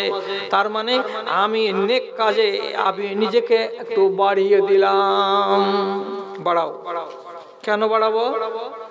লুট চলছে, আল্লাহর পক্ষ থেকে লুট চলছে। লুটে নাও, লুটে নাও, যত লুটবার আছে লুটে নাও। বস্তা আনো, ভর্তি করো, সোয়াব কামাই করো। এখন কোনো গণনা নেই, কোনো হিসাব নেই, কোনো কিতাব নেই। ভর্তি করো, ভর্তি করো। এই মাস সুযোগের মাস চলে যাচ্ছে। তাহলে জাগরণ বাড়িয়ে দিই, নমাজ বাড়িয়ে দিই, দান বাড়িয়ে দিই, খায়রাত বাড়িয়ে দিই। এ মাসের একটা বৈশিষ্ট্য। তারপরে আবার ফেরেশতা কি বলে? ইয়া বাগিয়াশ শাররে আকসির, হে লোকেরা যারা সারা বছর তোমরা মন্দ করে বেড়াও, যারা মদখোরি করে বেড়াও, যারা যারা শয়তানি কাজে সারা বছর নিজেকে জড়িয়ে রাখো, সে সমস্ত লোককে আল্লাহ রাব্বুল আলামিনের প্রেরিত ফেরেশতারা কি বলছে? আকসির, তোমরা কম করো, তোমরা কম করো, তোমরা কম করো। আল্লাহর ফেরেশতারা এটা বলছেন না যে তোমরা বন্ধ করো, তোমরা বন্ধ করো, তোমরা এই কাজ করিও না। আল্লাহ তাআলার ফেরেশতা বলছেন আকসির, এটা কমিয়ে দাও। কেমন কথা? কেমন কথার মানে যদি আল্লাহ খালি বলে দিতেন ফেরেশতাকে দিয়ে বন্ধ করো। কারণ যে লুট চলছে এই মাসে। কিসের লুট? শেষখানে বলছে ওয়ালিল্লাহি ওয়াতাকাউম মিনান নার। আল্লাহ রাব্বুল আলামিনের এই মাসে প্রত্যেক দিন এবং প্রত্যেক রাত হাজার হাজার লক্ষ লক্ষ মানুষকে জাহান্নাম থেকে পরিত্রাণ দিয়ে থাকেন। ফেরেশতারা কাগজ কলম হাতে করে নিয়ে শুধু বেরিয়ে বেড়াচ্ছে, কার নামটাকে কেটে জাহান্নাম থেকে জান্নাতের খাতায় তুলে দেওয়া যায়। শুধু এটাই চলছে অভিযান। সুতরাং তোমার কপালটাকে ভালো করো আর তোমার নামটাকে জাহান্নামের খাতা থেকে তুলে জান্নাতের খাতায় তুলে নাও। ওয়ালিল্লাহি ওয়াতাকাউম মিনান নার। আল্লাহ রাব্বুল আলামিনের পক্ষ থেকে অনেক অনেক অনেক মানুষকে আগুন থেকে পরিত্রাণ দেওয়ার ব্যবস্থা আছে। জাহান্নাম থেকে টেনে বার করো নিজেকে। এখন যদি একটা মদখোরকে বলি বন্ধ করো 1 মাস মদখোরি, তো না ও বন্ধ করতে পারবে, আর না নিজের মাগফিরাত করাতে পারবে, না নিজের নামটাকে কাটিয়ে জান্নাতের খাতায় তুলতে পারবে। কেন? যে এটা তো কঠিন কথা, মদকে ছেড়ে দেওয়া কি আর থাকা যায়? তাহলে একে কি বলবো? যে একে পাওয়া যাবে জুতে। ওই যে আকসের কমিয়ে দে রে বাবা। কেমন কমাবো?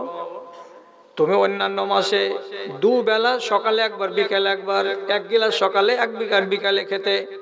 রমজান মাসের খাতিরে তুমি একবার কমিয়ে দাও, 1 বেলা খেও আর 1 বেলা খেও না। দেন ভুল তর্জমা করবেন, ফের কালকে কিছু মৌলবি এই ওয়াজ চলে যাবে দুনিয়া জুড়ে। মৌলবি কি সারা দুনিয়াতে শুধু ভুল ধরাটি মৌলবি? হ্যাঁ, আমি কি একটাও ন্যায্য কথা বলতে পাবো না? রাসূলুল্লাহ বলছেন আকসের, কমিয়ে দে রে, কমিয়ে দে। কমিয়ে দেওয়ার মানে কি? 300 মিলিগ্রাম করে খাচ্ছিলি, ওটাকে কমিয়ে 200 মিলিগ্রাম কর। সিগারেট কতটি খাচ্ছিলি সারাদিনে? কইছে 2 প্যাকেট, 1 প্যাকেট করে দে, কমিয়ে দে। কেন কমাবো? সম্পূর্ণ কেন আল্লাহ রাব্বুল আলামিন ছাড়তে বললেন না? তার ফারিস্তাকে দিয়ে যে রে খ্যাপা, তোর দ্বারাই সম্ভব নয়। আমাদের এলাকায় একটা গ্রাম আছে, নাম নিলে তো গোলমাল লেগে যাবে। তো সারাদিন সর্দারের বাড়ি কাজ করবে আর মাগরিবের পরে পা হাত ধুয়ে মসজিদে ঘুমাবে। একটা জোন ছিল, লেবার ছিল, ওরা হলো খোট্টা শ্রেণীর। ওই সম্প্রদায়টাকে কি বলে? খোট্টা। আপনারা চিনেন না ওরা হয়তো। তে কাহা গিয়া তবে কা ঘর কাহা হয়, मैं तो बोलिस है कहिস है, এগুলো হলো ওদের ভাষা। তো বলছে এ বাবা, এশারের নামাজ পড়েছ? खोजे मैं को नहीं आता है, मैं नहीं जानता है, নামাজ পড়িনি। নামাজ পড়বে না তো এখানে শুচ্ছ কেন? যখন এক দুদিন ওকে উঠিয়ে দিয়েছে তখন চালাকি করে কি করছে, এশারের আগে আর শুতে আসে না। নামাজ হয়ে যাওয়ার পরে এসে শুধবে, তারা আর কেউ ওকে নিষেধ করবে না। এবার একদিন ফজরের টাইমে কোনো লোক বলছে উঠো, নামাজ পড়তে হবে। নামাজ পড়ো, তাহলে থাকতে পারবে না তো থাকতে পারবে না। তারপর দিন এসে ফের বিছান কাতা হাতে করে, তুমি নামাজ পড়ো কি? কুছেন না, পড়ি না। নামাজ না পড়লে এখানে থাকতে পাওয়া যাবে না। থাকতে যখন পাওয়া যাবে না, রেগে গেছে, যেতেন গাদলাটাকে হাতে করে তখন করছে हमसे नहीं सकेगा, हम नहीं सकेगा, वो हत्या काट बेकार, हमसे नहीं होगा, हम नमाज नहीं पढ़ेंगे, हम मस्जिद में नहीं रहेंगे। আমি নামাজও পড়বো না আর আমি মসজিদও থাকবো না। এই পাগলার জন্য কত বড় সুযোগ ছিল যে মসজিদে সুতো পাবি আর টাইমে টাইমে নামাজটাও পড়ে নিতে পারবি। কিন্তু বলছি তে কাটবে কাট, হামসে নেই হোগা, এলাম করতে পারবো না, আর তোরা থাকতে দিবি না তো আমি থাকবো না। এখন যদি একটা মদ খোরকে যদি বলা যায় যে সম্পূর্ণ ছাড়ো এই মাসের জন্য, কতজন হয়তো 100 জনের ভেতরে 2 জন পারবে, 98 জন পারবে না। আর এটা যদি বলা যায় 300 মিলিগ্রাম করে খেও না, 200 মিলিগ্রাম করে খাও, কিংবা 150 মিলিগ্রাম করে খাও দিনে। অন্য মাসে সিগারেট খেতে তুমি 30টা করে, এ মাসে তুমি 10টা খাও, কমিয়ে দাও। অন্যান্য মাসে তুমি 10টা মিথ্যা কথা বলতে, এ মাসে তুমি কমিয়ে দিয়ে 2টা করে দাও। কম করো, কম করো। কেন কম করো? এই জন্য কম করো, আল্লাহ রাব্বুল আলামিনের পক্ষ থেকে হাজার হাজার মানুষকে জাহান্নামের আগুন থেকে পরিত্রাণ দেওয়া হয়। সুযোগ আছে রে বান্দা, তুই যদি সুযোগটা নিবি তো সুযোগে তোর ফল ফলে যেতে পারে।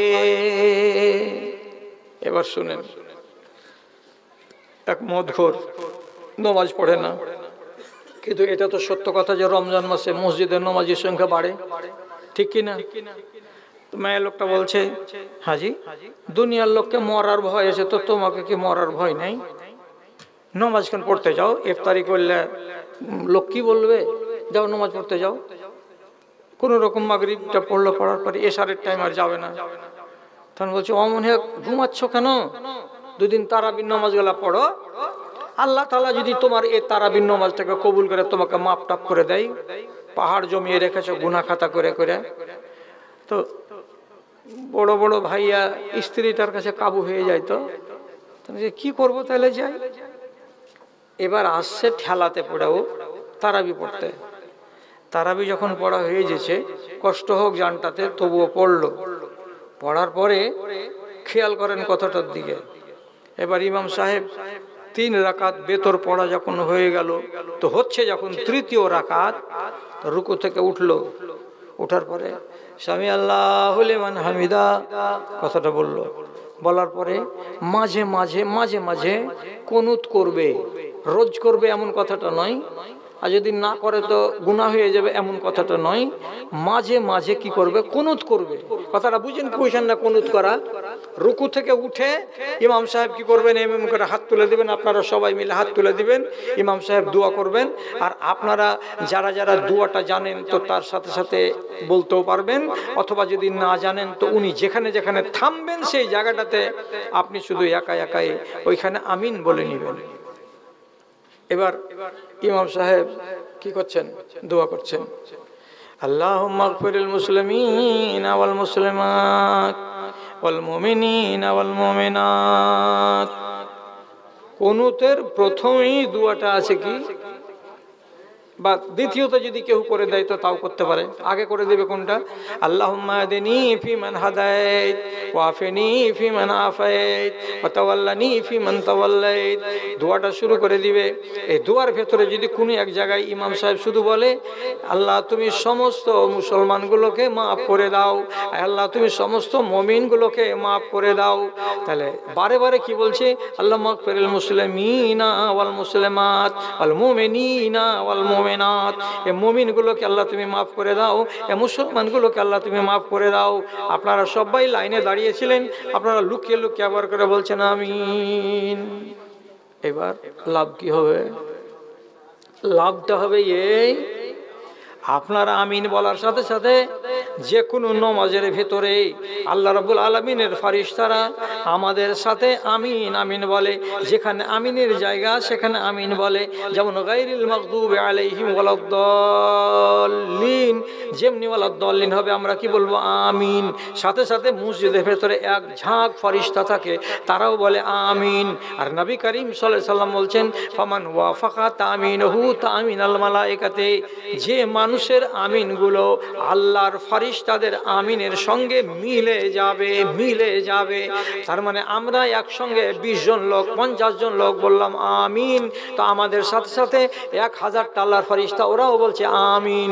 তো ফারিস্তাদের আমিনের সঙ্গে আদমের বান্দাদের বেটাদের আমিন যদি মিলে যায়, একাকার হয়ে যায়, তো রব্বুল আলামিন এনে বলছেন গফিরা লাহু মা তাকাদ্দামা মিন যামবিহি, ওই মানুষটার আগের যত গুনাহ ছিল সমস্ত গুনাহ খাতাকে মাফ করে দেওয়া হয়। তাহলে আপনি এবারকার বলুন, ছেলেটার নাম কি? তো আব্দুল জব্বার। কি করে? তো মদখরি করে। সারা মাস কি নামাজ পড়ে? তো বলে পড়ে না। এসেছিল কখন? তো আজকের দিনে। আজকের দিনে কি ছিল? তো তারাবির নামাজ ছিল। তারাবির নামাজের শেষে কি করলো? তো কুনুত করলো। কুনুতে দাঁড়িয়ে দাঁড়িয়ে ইমামের পেছন দিকে আমিন আমিন বলল। ওই টাইমে রব্বুল আলামিন যদি সমস্ত লোকটিকে বলে দাও যাও তোমরা আমার কাছে মাপ চাইছিলে, আমি তোমাদেরকে মাফ করে দিলাম, তাহলে ওই দিন ভালো মানুষের সাথে মন্দ মানুষটাও ঢুকেছিল। আর মন্দ মানুষটা ওই তালে তালে তালে তালে সারা বছর নমাজ পড়েনি, শুধু নমাজটাকে রমজান মাসে ধরে কোন রকম করে হাজরি দিতে এসেছিল। মদটাকে তো ছাড়তে পারেনি, অল্প অল্প ছেড়েছিল আর অল্প অল্প ধরেছিল, কিন্তু মানুষের কথাই পড়ে আল্লাহর ডাকে সাড়া দিয়েছিল। এই সুযোগে যখন মানুষটা মসজিদে হাজির হলো, নিশ্চয়ই রব্বুল আলামিন অন্যান্য লোকের মাফ করার সঙ্গে সঙ্গে তারও নামটা জাহান্নামের খাতা থেকে টেনে বার করে দিবেন, আশা করা যায়। একটা সুযোগ, একটা সুযোগ নাও না গো, এই সুযোগটা গো। আর শেষের বেলা বলছি আর একটা কথা, সেটা হলো এই মাসটাকে আল্লাহ তাআলা খুব গুরুত্ব দিয়েছেন। তো গুরুত্ব দেওয়ার ব্যাপারে দুটো কথা হাদিসে এসেছে। সুপারিশ করা তো বুঝেন, কাউরি হয়ে কেউ যদি কি করে, সুপারিশ করে, তো মানুষ সুপারিশ অনেকে গ্রহণ করে। আর গ্রহণ না করতে গেলে, সম্পূর্ণ না করতে গেলে কিছু বকশিসটা পাওয়া যায়। ফাইন করে দিল আপনাকে বিচারে 150 টাকা, মানে 1.5 লাখ টাকা। একটা গ্রামের মাওলানা বা মুখিয়াজি যে বলছে আরে অত করিও না, গরিব মানুষ টাকা দিতে পারবে, একটু কম সম করো। তো এক ধাক্কাতে সুপারিশ করতে গেলে কি হয়ে যাবে? 1.5 লাখ টাকা মাফ হয়ে যে হতে পারে 1 লাখ টাকা হবে। সুপারিশের লাভ আছে। তো আমি আর আপনি যদি কুলাইতে না পারি কিয়ামতের দিন, তো একটা সুপারিশকারী লাগবে। কেউ যদি সুপারিশ করে দেয় তাহলে আমার কল্যাণ। তো কিয়ামতের দিন আমার সুপারিশ কে করে দিবে? মা যেখানে রাজি হবে না বেটা গ্রহণ করতে, বাপ যেখানে রাজি হবে না বেটা স্বীকার করতে, ভাই যেখানে ভাই বলবে না, স্ত্রী যেখানে স্বামী বলবে না, তাহলে সুপারিশ করবে কে? তা হাদিসে বলছে আসিয়ামু ওয়াল কুরআনু ইউশাফিআনি লিল আবদে। কিয়ামতের দিন আল্লাহ রাব্বুল আলামিনের সামনে রব্বুল আলামিন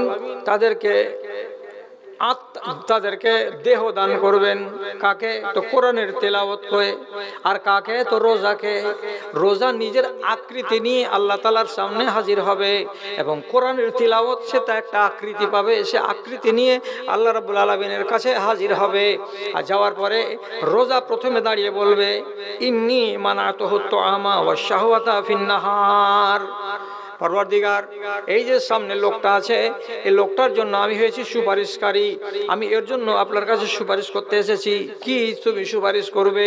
তো বলছে, আমি এই লোকটাকে রুকে রেখেছিলাম, মুখে লাগাম দিয়ে রেখেছিলাম, তার হাতটাকে আমি বারণ করে রেখেছিলাম। কিসে থেকে? খানা পানি থেকে। অথচ 3 তলাওয়ালা বাড়ির লোক, এক টাইমে খানাতে প্লেটে যতগুলো তরি তরকারি সাজে, দেখতে গেলে মাথা খারাপ হয়ে যাবে, এত ধনী লোক। তথাপি তার হাতখানা তরকারির দিকে যায়নি, তার মুখে কোনো শাকসবজি বা কোনো মাংস টাংস যায়নি। কেন যায়নি? আমি আটকে রেখেছিলাম। আমার নাম কি? তো রোজা। তাহলে আমার কারণে মুখে লোকমা তুলে দেয়নি। আচ্ছা, তোমার কারণে এতগুলো জিনিস থেকে নিজেকে বিরত রেখেছে। বলছে জি। আবার আরেকটা কথা বলছে, হে পরওয়ারদিগার, স্ত্রী নিজের কার কাছে প্রিয় নয়? সবার কাছে সবার স্ত্রী হলো প্রিয়। বিশেষ করে যারা নতুন বিয়ে শাদী করেছে, যারা যৌবন কালে আছে, তারা নিজের যৌবনে নিজের স্ত্রীটাকে সব সময় নিজের কাছে রাখতে চায়, নিজের পাশে রাখতে চায়। এমন একটা যুবক ছেলে যৌবন কালে রমজান মাসে দিনের বেলায় বিশ্রাম করছে জোহরের নামাজের পরে। তাহলে জোহরের নামাজের পরে মিয়া আর বিবি যদি এক জায়গায় থাকে, তাহলে চিন্তা করে বলবেন, ভাবনা চিন্তা করে বলবেন, তাদের স্বামী এবং স্ত্রীর মিলনের ভেতরে কোনো বাধা নাই। বাধা কিসে থাকে? স্ত্রীকে যদি মাসিক থাকে তাহলে বাধা থাকে, তাছাড়া তো কোনো বাধা নাই। ইচ্ছা করলে সে নিজের স্ত্রীর কাছে গমন করতে পারে। কিন্তু রমজান মাসে রোজা দাঁড়িয়ে বলছে, পরওয়ারদিগার, ওর বাড়িতে একটা সুন্দরী বিবি ছিল। দুপুরের বেলায় কিংবা বেলা 10টার সময় এক জায়গায় মিয়া বিবি জমা হয়েছিল। মনে অনেক রকমের চেতনা জেগেছিল, আকাঙ্ক্ষা জেগেছিল, কিন্তু স্ত্রীর দিকে ওই লালসার দৃষ্টি দিয়ে তাকাতেও পারেনি এবং তার গায়ে হাত লাগাতে পারেনি। কেন পারেনি?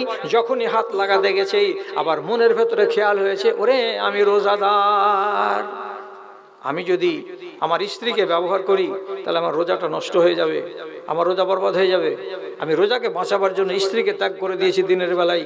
তাহলে এই বান্দাটা তোমার দুটো বড় বড় কুরবানি দিয়েছে। এত বড় কুরবানি দেওয়া চারটিখানি কথা নয়। নিজের বিবি থেকে নিজেকে সংযমী করে দূরে রাখা, এটা চারানা কথা নয়। এবং খানাকে সামনে পেয়ে তাকে বরণ না করা, তাকে গ্রহণ না করা, এটা চারটিখানি কথা নয়। পরওয়ারদিগার, আমি আটকে রেখেছিলাম, তো আমার সুপারিশ কবুল করবে না? আমি এ লোকটার কল্যাণ চাই। এর বলা শেষ হবে, কোরআনের তেলাওয়াত আবার খাড়া হয়ে যাবে। ইয়া রাব্বে ইন্নী মানাতুহু নওমা ফিল লাইলি, হে পরওয়ারদিগার, আমি তোমার এই বান্দাকে রাতের বেলায় ঘুম যেতে দিইনি, তার চোখের ঘুমটাকে আমি বন্ধ করে রেখেছিলাম। কতক্ষণ রেখেছিলে রে বান্দা? কতক্ষণ রেখেছিলে রে আমার মাখলুক? বলছে 12টা পর্যন্ত ঘুমাতে দিইনি। রাত্রি 9টা পর্যন্ত তারাবির নামাজ পড়েছে, আর তারপরে বাড়ি গিয়ে কোরআন মাজিদ খুলে দিয়ে একটা একটা করে তিলাওয়াত করেছে, আমাকে পড়েছে, এরা আমাকে পড়ে সময় গত করেছে। তাহলে আমি তার চোখে নিদ আসতে দিইনি, আমার কারণে নিদটা আসেনি। আমি যদি না পড়তাম তার মুখ দিয়ে, তাহলে পরে সে ঘুমিয়ে যেত। তাহলে মিষ্টি ঘুম থেকে বিরত রেখেছিল কে? তো আল্লাহর কোরআন। তো আমি যদি তার নিদকে কেড়ে নিয়ে থাকি আর আমার যদি তেলাওয়াত হয়ে থাকে, এটা তো তোমার কিতাব। তো তোমার কিতাবকে যে বান্দাটা জেগে জেগে তেলাওয়াত করেছে, আরাম হতে দেয়নি, আরামটাকে হারাম করে রেখেছে, এই বান্দার জন্য আমি সুপারিশ করছি, আয় আল্লাহ, তোমার এই বান্দাকে তুমি একটা সুখের স্থান দান করো। রব্বুল আলামিন বলছেন, তোমাদের দুজনের সুপারিশ আমি খুশি মনে কবুল করে নিলাম। আমার বান্দার জন্য স্বর্গের উদ্যানে তার জায়গা তৈরি করে রেখেছি। আমার বান্দা সেখানে চলে যাবে আরামের সাথে, কোনো বাধা দেওয়া হবে না। এই জন্য যে কোনো মানুষকে রমজান মাসে কোরআন মাজিদ যারা পড়তে জানে, ফুরসত না পেতে গেলেও এই মাসের খাতিরে তাকে কোরআন মাজিদ পড়তে হবে। এবং বড়রা বলতেন, আমাদের বাপ দাদারা, কি যে কোরআন মাজিদকে কমসে কম একবার খতম করবি রে, এই রোজার মাসে রে একবার খতম করিস। তাও কোরআন কবি যে আমাকে পড়েছিল যে আল্লাহ। আমি আপনাদের এখান থেকে শুধু জানার উদ্দেশ্যে বলছি, আজকে কয় রোজা আমাদের শেষ করে আমরা পড়লাম? 11 আজ থেকে শুরু হয়ে গেল, ও 11 শেষ, তো 12তে পড়লাম। তাহলে 12টা রোজা আমাদের, 11টা রোজা আমাদের কমপ্লিট হয়ে গেছে। তাহলে রাগঝাল করিয়েন না, হিসাব করে বলেন তো 11টা রোজাতে 11 পারা কোরআন মাজিদ কতজন লোকের হয়েছে? 11 পারা। রোজা প্রতি 1 পারা করে কতটি লোকের হয়েছে? নাই। কেমন কথা? कभी जिंदगी पे न की नजर कटी उम्र सारी गुनाह में, कभी जिंदगी पे न की नजर कटी उम्र सारी गुनाह में, ऐ खुदाए काबा तू पनाह दे मैं खड़ा हूँ तेरी पनाह में। কি করলেন গো? আচ্ছা, 1 পারা পড়া লোক আছেন এখানে কেউ? 2 4 5 7টা। আচ্ছা, এবার বলেন, আজাব হবে না? রাগ করিয়েন না, আপনাদের আমি ঘরের মানুষ, কোনো রকমের রাগ ঝাল করা করি নেই। সোজা সোজা ঝুট্টা কথা বললেন না। রমজান মাসে কতটি লোক কোরআন মাজিদ পড়তে জানেন না? হাত তোলেন তো। কোরআন পড়তে জানেন না, কোরআন পড়তে জানেন না। তাহলে কতটি হলো? 15টা হাত হলো। একটা কথা বলবো, আপনার যদি নেক নিয়ত থাকে 7 দিনে কোরআন মাজিদ মুখ দিয়ে উচ্চারণ হবে। কি বললাম? আপনার যদি শিখার ইচ্ছা থাকে 7 দিনে কোরআন মাজিদ পড়তে পারবেন। কোন একটা মৌলবীকে ধরেন, হ্যাঁ সিফারা বগল করে যে আমি এই বুড়াতি বসে কোরআন শিখতে যাবো, জি কাউরি কাছে যেতে হবে না। লুকিয়ে ইমাম সাহেবের কাছে একটা ফর্মুলাকে মেনটেন করবেন, কোরআন মুখস্থ হয়ে যাবে। প্রথমে বর্ণ 29টা, আলিফ বা তা সা, এটাকে ঘরের কোনাতে একলাই শিখালেন। আলিফ বা তা সা এই করে শিখা হয়ে গেল যখন 29টা বর্ণকে, তারপরে 6টা কথা শিখতে হয়, তাহলে কোরআন খুলে যাবে। কি? একটাকে বলে জাবার, এরকম বেড়া হ্যাঁ থাকবে হরফের ওপরে, এত বড় একটা, ওপরে থাকলে জাবার, নিচে থাকলে জের, একটা এরকম হয়ে থাকবে বংশীর মতন, একে বলে পেশ, আর একটা এরকম 3 পা হয়ে খাড়িয়ে থাকবে, একে বলে তাসদিদ, আর একটা এমনি করে দুদিকে আঁক মেরে এরকম করা থাকবে, এটাকে বলে জজম। আর এগুলো একসাথে যদি 2টা থাকে তাকে বলে তানবিন। 6টা কথা। বে শব্দটার উপরে যদি এই বেড়াটা সুদ থাকে তো সবসময় মুখ হবে আ, বা যাবার বা, তা যাবার তা, যদি নিচে থাকে এ করতে হবে মুখটা, বে যাবার বেজের বে, তেজের তে, যদি এরকম থাকে মুখে ও করতে হবে। বেপেস বো, তেপেস তো, সেপেস সো। ছোট ছোট শব্দ আসবে, জিম জের জের, রে জের রে, ফে জের ফে, জে রে ফে, আইন যাবার আ, মিম যাবার মা, লাম যাবার লা, আ মা লা। একলাই বাড়িতে কোরআন হবে। আর না যদি হয় তো বাড়িওয়ালি কোরআন পড়া হলে ওর পিছে লাগো, যে তোর দানা উঠিয়ে দেবো 3 মাসে যদি কোরআন শেখাতে না পারলি তো। কোরআন আপনি মুখ দিয়ে খুলে যাবে। কোরআন পড়ে রে ভাই রাতের বেলায়, কোরআন পড়ে রে ভাই দিনের বেলায়।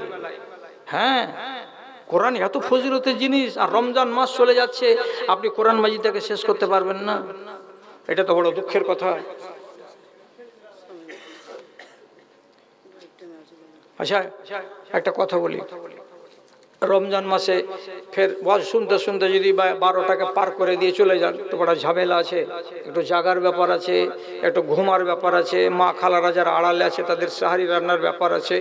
তো সুযোগ পেয়েছি বলে একদম মানে এটা থেকে ওটা করে দিয়েন না। কি বলছে এখানে? আচ্ছা যাক, কথাটা এটাকে শেষ করে দিই, তারপরে এটা পড়ছি। আপনি কোরআন মাজিদ পড়ুন, তো কোরআন মাজিদ পড়তে গিয়ে আপনি আটকে যাচ্ছেন। আটকে যাওয়া কোরআন মাজিদ যে লোকটা পড়ে, যে সরসর করে পড়ে, তার সওয়াবের সমান।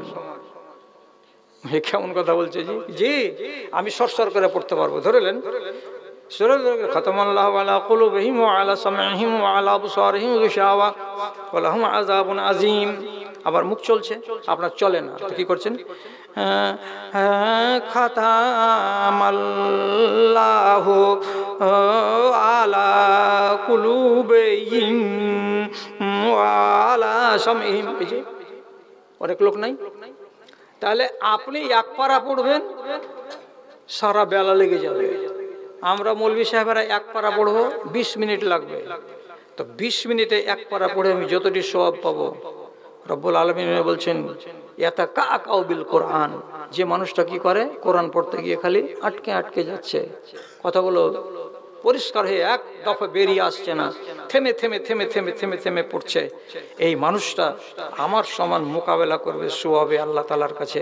জুটাইতে পারেননি পারা, 1.5খানা পাত পড়েছেন আর আমি 2 পারা পড়ে ফেলে দিয়েছি, আপনি আমার পিছন দিকে চলছেন, সাথে সাথে সাথে সাথে একটুও দূরে নেই। কত বড় ফজিলত! আর এই রমজান মাসে একটা সুযোগ, যারা ভালো শিক্ষিত তাদের যত পড়লেন পড়লেন অন্তত একটা রুকুকে বাংলাতে তর্জমা পড়ে নেন, বাংলাতে এক পারা একটা রুকুর তর্জমা পড়ে নেন। এই কিতাব আল্লাহর পক্ষ থেকে অবতরণ করা হইয়াছে, এর ভেতরে কোনো সন্দেহ নাই। তর্জমাগুলোকে শিখেন, কত আহকাম, কত বিধি, কত বিধান আপনি জানবেন।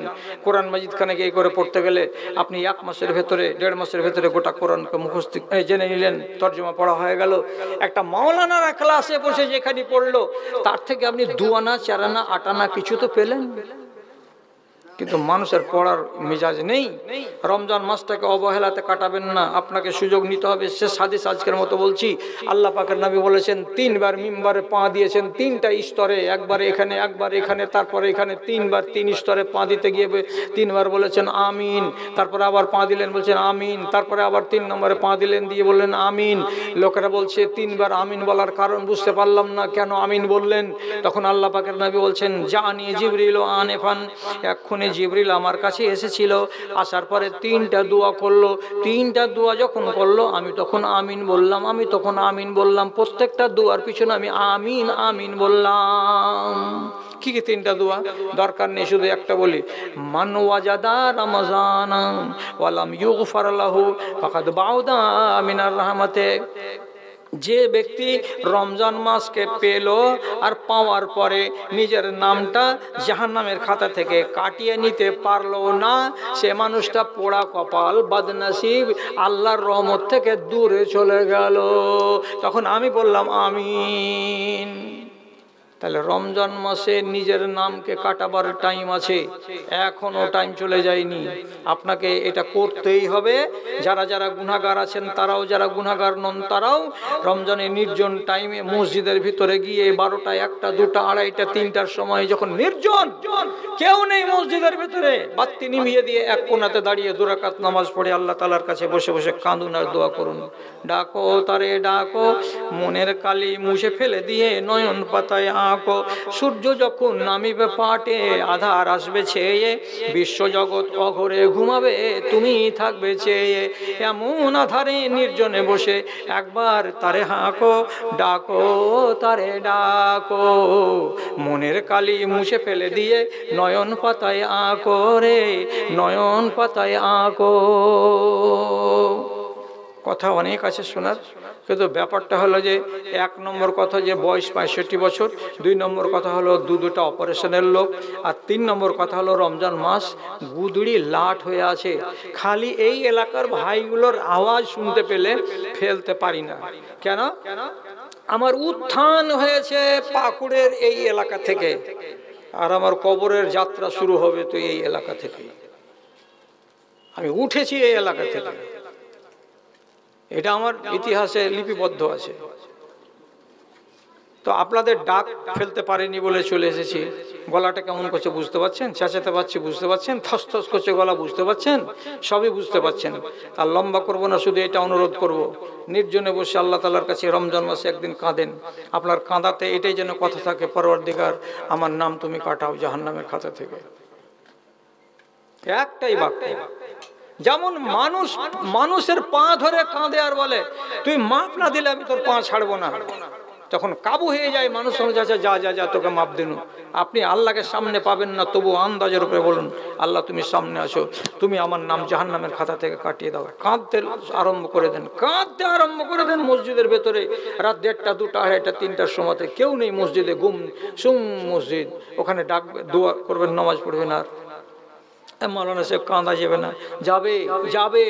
আপনিও কাঁদবেন, আপনার বাপও কাঁদতে পারবে, আপনার বেটিও কাঁদতে পারবে, আপনার মাও কাঁদতে পারবে, সারা জগতের যত পাষাণ হৃদয়ের লোক আছে সেও কাঁদতে পারবে, যদি রাসূলুল্লাহর ফর্মুলাকে মানেন। তো কি বলেছেন রাসূলুল্লাহ?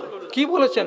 ফাইনলাম তাবকু ফাতাবাকু, কান্না যদি না আসে তো কান্নার মতো ভান করে কান্না করো, কান্না যদি না আসে তো কান্নার মতো করে আওয়াজ করো, আপনি অরিজিনাল কান্না চলে আসবে। কেমন কথা!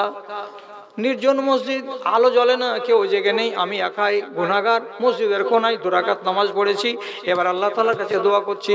দোয়া করতে গিয়ে নবীজি কি বললেন? কান্নার ভান করো। কাঁদন তো আসবে না, কান্না আসবে না, তো কান্নার ভান কেমন করে করব?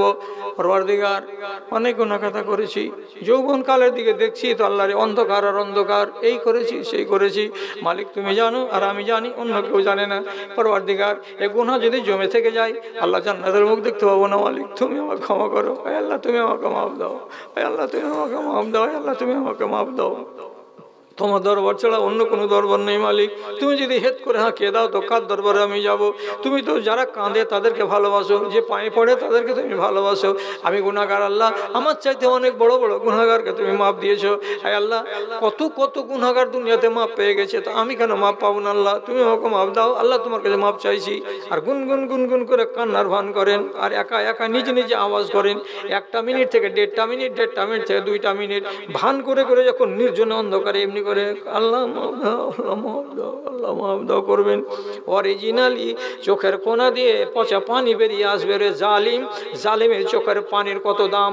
রব্বুল আলামিন বলছেন, মা মিন মুমিনিন ইয়াখরুজু মিন আইনাইহি দুমুউন ওয়া ইন কানা মিসলু রাসিজ যুবাব। কোন একটা মানুষ গুনাহগার, পাপী তাপী যদি আল্লাহর ভয়ে কাঁদে এবং ওর চোখের কোনা দিয়ে যদি একটু মাছির মাথার সমপরিমাণ পানি গলে নেমে আসে, গড়ে যদি ঝরে নাও বা পড়ে জমিনে, তো গাল পর্যন্ত যদি পানির 2 ফোঁটা 2 চোখ থেকে নেমে এত দূর পর্যন্ত আসে, নবীজি বলছেন হারামাল্লাহু আলাইহিন নার, ওই মানুষের উপরে জাহান্নামের আগুন হারাম হয়ে যায়। হলো মাফ হলো? মাফ না হলে জাহান্নামের আগুন হারাম হয়? হ্যাঁ? তাহলে রমজানের ভিতরে যদি 2 দিন করেন, 4 দিন করেন, 5 দিন করেন, ছাড় আছে। কিন্তু আমি বলছি অনুরোধ করে 1 দিন তো করেন আপনি, 1 বছরের আপডেট হোক, তারপরে তখন পরে দেখা যাবে যে আগামী বছর ফের আমি কি করব। সেদিন কি করবেন? যদি পারেন তারাবি সবটি পড়িয়েন না, 4 রাকাত পড়েন, 4 রাকাত থেকে যাবে আর বেতরটা থাকবে। এবার 1টা রাতে এলেন, মসজিদের কোনাতে গিয়ে তারাবিটি পড়ে নিলেন, বেতরটা পড়ে নিলেন, আর নেওয়ার পরে এবার বসে বসে আল্লাহ তাআলার সামনে দোয়া করতে লাগেন। কেঁদে কেঁদে কেঁদে কেঁদে আল্লাহ তাআলার কাছে পায়ে পড়ে দোয়া করেন। বাড়ি এসে সকালবেলায় মনে মনে যদি দেখেন অন্য দিন চাইতে আজকে আনন্দ বেশি লাগছে, অন্যান্য দিনের চাইতে আজকের দিনটা মনের ভেতরে প্রফুল্লতা বোধ করছি, তাহলে আপনাকে খুশি হতে হবে যে রব্বুল আলামিন আমাকে মার্জনা করেছেন। আর যদি মন ভারী হয়েই থাকে তাহলে আপনাকে আবার চেষ্টা করতে হবে।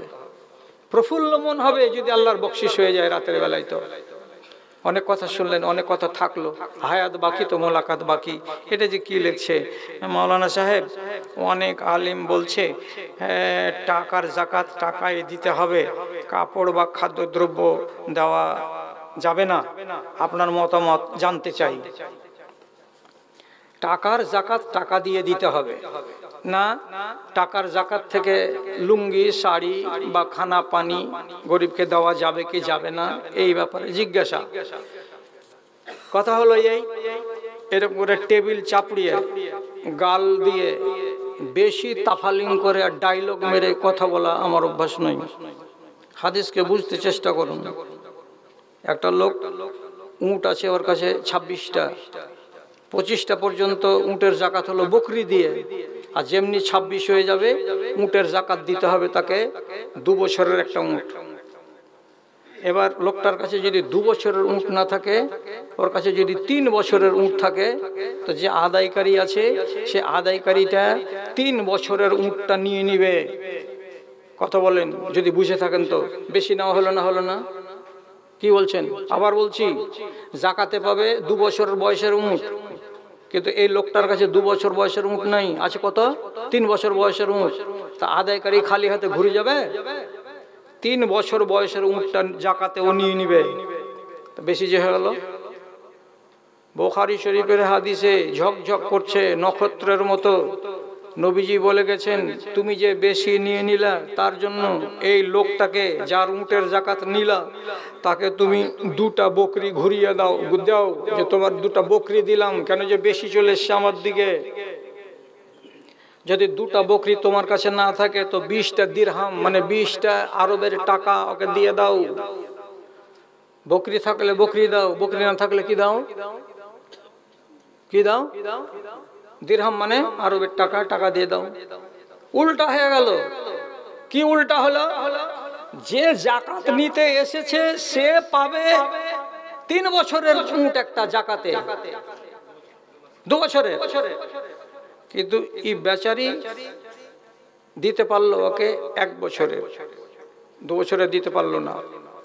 তো তুই যে কম দিয়ে দিলি চাচা, কইছে তুমি আরো 2টা বকরি দিয়ে দাও, এই বকরি নেই, 20টা দিরহাম দিয়ে দাও, তোমার শোধ হয়ে গেল। তাহলে জাকাতের গিয়ে উটের বদলে উট পেল না, তখন কি দিতে বললো? বকরি। কোয়ালিটি বদলিল না বদলিল না? বকরি নাই তো বলছে টাকা দিয়ে দাও। কোয়ালিটিটা বদলিল না বদলিল না? বদলিল। এবার ইমাম বুখারী এত বড় মুহাদ্দিস, আর কত বড় মুহাদ্দিস এখন পর্যন্ত দুনিয়াতে দেখতে পাওয়া যায় না। উনি বুখারী শরীফের ভেতরে কিতাব লিখছেন, তো কিতাব লিখতে গিয়ে একটা বাব মানে অধ্যায় লিখছেন, সেখানে তাতে ওখানে বলছেন কি, একটা বাবের উপরে লিখছেন একটা হাদিস এনেছেন। সে হাদিসটাতে বলছেন কি, মুয়াজ রাদিয়াল্লাহু তাআলা আনহুকে ইয়ামান দেশে যখন জাকাত ওসুল করতে পাঠানো হলো, তো মুয়াজ রাদিয়াল্লাহু তাআলা আনহু ইয়ামান দেশের গিয়ে ওখানকার লোকেদেরকে বলছেন যে ইতুনি বিআরজিন খামিসিন আও লাবিসিন, ইয়ামানের লোক তোমরা আমাকে তোমাদের এই সব ভুট্টার বদলে, জবের বদলে, উটের বদলে, ছাগলের বদলে তোমরা কেউ কেউ আমাকে চাদর দাও, বড় বড় থান দাও, জামা দাও, কাপড় দাও, এগুলো আমি নিব। কেন যে এগুলোর মুখাপেক্ষী মদিনার লোক।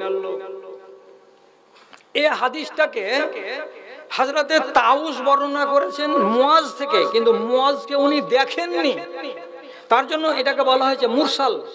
আর ইমাম বুখারী জানেন যে মুরসাল হাদিস শক্তিশালী নয়, তার জন্য তিনি বাবের ভিতরে ঢুকালছেন, ঢুকিয়ে বলতে চাইছেন নিজের মত। কি মত? যদি জাকাতের মালকে কোয়ালিটিতে পরিবর্তন করে তো করতে পারে, এটা ইমাম বুখারীর মত। উনি এই উদ্দেশ্যে ওই মুরসাল হাদিসটাকে ওই জায়গাখানে বাবের ভিতরে ঢুকিয়ে আলোচনা করেছেন। তাহলে ইমাম বুখারীর মতো এত বড় ফাকিহ আর এত বড় জালিলুল কদর সাহাবী, তিনি বলছেন জাকাতের কোয়ালিটির ভেতরে যদি হেরফের হয়, এটা থেকে এটা দিলাম বা এটা থেকে এটা দিলাম, তো এটা করা যাবে, তাৎপর্যের বিচারে করতে পারা যায়। সুতরাং এখন চলে আসলাম আমরা 1400 বছর পার করে দিয়ে 2000 শতাব্দীর নাম করা আলেমে দ্বীন, গত 2000 সালে মারা গেছেন আল্লামা ইবনে বাজ রাহমাতুল্লাহ আলাইহি। উনার ফতোয়া কিতাবের ভেতরে লেখা আছে, হ্যাঁ টাকার জাকাত তোমরা কাপড় কিনে, জামা কিনে, শাড়ি কিনেও দিতে পারো, যদি ওখানকার ফকিরদের তৎপর্য বা মুসলাহাত থাকে, এটা তো অসুবিধা হবে না। তাহলে ফকিরের যদি তাৎপর্য সামনের দিকে থাকে, তো উনি নিজে মুফতি ফতোয়া দিয়ে বলছেন যে হ্যাঁ জাকাতের টাকাকে তোমরা কাপড় হিসাবেও দিতে পারো, আনাজ গম শস্য হিসাবেও দেওয়া যাবে। উনি এগুলো কথাই আলোচনা করেছেন। তাহলে আমি এত বড় বড় আলেমের কথাগুলোকে ফেলবো কেন? দ্বিতীয় কথা, যদি জাকাতের যে জিনিসের বের হলো সে জিনিসেরই যদি জাকাত আমাকে দিতে হয়, হেরফের যদি না করা যায়, তো আপনার বাড়িতে আপনার আহলিয়ার 87 গ্রামের একটা চাঁদির হার আছে, কোর্সে পৌঁছে গেছে, জাকাত লাগবে 40 ভাগের 1 ভাগ, 40 ভাগের 1 ভাগ। তাহলে আপনি আপনার স্ত্রীর গলার হারকে সোনার দোকানে নিয়ে গিয়ে 40 ভাগের 1 ভাগ কাটেন, একটা জাকাত দেন। তো পৃথিবীতে কোন মায়ের লাল নিজের মা বেটির ঘে গয়নাগুলোকে কেটে কি জাকাত দেয় না? ওই পরিমাণ টাকা জাকাত দেয়। কি দেয়? টাকা জাকাত দেয়। তো তখন সারা জগতের আলেম কেন বলছেন যে আপনারা এখান থেকে সোনাটাকে গয়নাটাকে নষ্ট না করে আপনি আর মূল্যটা দিয়ে দেন? তো মূল্য কেন জায়েজ হয়ে গেল তখন? আরো বলছি, সারা পৃথিবীর যত ফাকিহ আছেন তারা সবাই বলছেন ব্যবসার মালের যাকাত হবে না, টাকা দিয়ে যাকাত হবে। কি বুঝলেন? ব্যবসার মালের যাকাত হবে না, মালের ভ্যালু করে টাকা দিয়ে যাকাত দিতে হবে। কেমন? আমার এটা দোকানে দেখি আছে, নজেল আছে, এলিমেন্ট আছে, পাম্পসেট আছে, ডিজেল আছে, উমুক আছে, তমুক আছে, থ্রেস আছে, সব যত আউজার আছে ট্রাকের আর পাম্পসেটের সবগুলো এখানে পাওয়া যায়। এখন যদি মালের যাকাত মাল দিয়েই হয়, তাহলে একটা চেক নিয়ে এসছে তারানগর মাদ্রাসার লোক, তো ও বলছে দেন, মাদ্রাসাকে কি দিবেন? তা আপনি কি করবেন? কইছে একটা এলিমেন্ট লিখেলেন, না তো একটা লাইনার পিস্টন লিখেলেন আপনি, তোকে কি ওইগুলার যাকাত দিতে হবে? সারা পৃথিবীর ফাকিহগণ ইজমা করে বলছেন তেজারাতের মালের আপনাকে যাকাত দিতে হবে মূল্যে। মূল্য মানে কি? টাকা। তো টাকা থেকে না আসছো তখন, গয়নাকে ভেঙে যাকাত দিবে না, টাকাতে আসছো তখন টাকা যায়। আর পার্টসের দোকানদারেরা যখন টাকা দিবে, যাকাত দিবে, তখন পার্ট দিবে না, টাকা দিবে, তখন টাকা যায়। আর সোনার গয়নাওয়ালারা গয়নার টাকা দিবে যাকাত, তখন যায়। আর যদি এই টাকার যাকাত যারা বের করবে, যে 10 লক্ষ টাকা আমার আছে, তো আমার বেরিয়ে গেছে, এখন ধরলেন যে 25,000 টাকা বের হলো আমার, তো 25,000 টাকাই দিতে হবে। লুঙ্গি দেওয়া চলবে না, শাড়ি দেওয়া চলবে না। মোবাইল এখন ছাড়বে, সময় চলে আসছে, যে কোনো জিনিসের সময় আসছে কিনা। এই যে আর 8টা দিন বাদ দেন, ফেতরা নিয়ে এমন গড় টাকা চলবে না, এই দিতে হবে, এত বড় বড় চোঙ্গা নিয়ে বেড়ে, এই চোঙ্গাতে মেপে দিতে হবে, কেলোতে মেপে দেওয়া হবে না, এই মাদ্রাসাকে দেওয়া যাবে না, মক্তবকে দেওয়া যাবে না, খালি ফকিরকে দিতে হবে, ফকিরের বাড়ি গিয়ে দিয়ে আসতে হবে, নানান কথা আসবে। তেমনি এটাও আসবে। অতএব আমি বলছি, ইসলামকে শক্ত করিয়েন না। আপনি নিজে যাকাত দাতা, আপনি যদি দেখেন এই লোকটাকে আমি যাকাত দিব, একটা লুঙ্গির এটা হকদার আছে, আপনি লুঙ্গি দেন। আপনি যদি দেখেন এই লোকটাকে আমাকে যদি 10 কেজি আনাজ দিতে, তাহলে আর উপকার বেশি হবে, তো আপনি তাকে আনাজ দেন। আপনি যেভাবে ফকিরের মুসলাহাত দেখতে পাবেন, সেভাবে আপনার যাকাতটাকে ব্যবহার করবেন। ইনশাআল্লাহ আপনার এই যাকাতটা একারত যাবে না, ইনশাআল্লাহ। অতএব আপনি যেটা মনে করবেন সেটা আপনি করে দেবেন। আর একটা কথা হলো, জি ভাই কি করবেন? ঢুলির ঘরে যদি ঢোল না থাকে, তো বসে বসে পেট বাজাই, পেট কেন বাজেছে? চাচা কইছে ঢোল ছিঁড়ে গেছে। তো আলেম ওলামাদের কাম হলো কি জানেন? কেরালার একটা আলেম বলেছিলেন, পৃথিবীতে যত আলেম আছে সবাই একমত হয়ে গেছে এই কথাটার উপরে, যে আমরা জীবনে একমত হব না। কথা বুঝতে পারলেন না? বললেন না? আবার বলছি, পৃথিবীর যত আলেম আছে সবাই এরা একমত হয়ে গেছে কিসের উপরে? যে আমরা জীবনে কোনোদিন একমত হব না। মালদার আলেম এক, মুর্শিদাবাদের আলেম এক, ও ওর আঁশ তুলে দিচ্ছে, এ ওর আঁশ তুলে দিচ্ছে, কেউ কাউকে সহ্য করে না। আরে সামান্য একটা খেলোয়াড় মোহাম্মদ শামি, ভারতবর্ষের ক্রিকেট দলে দুবাইয়ে খেলতে গেছে, রোজার দিন পানি খেয়েছে।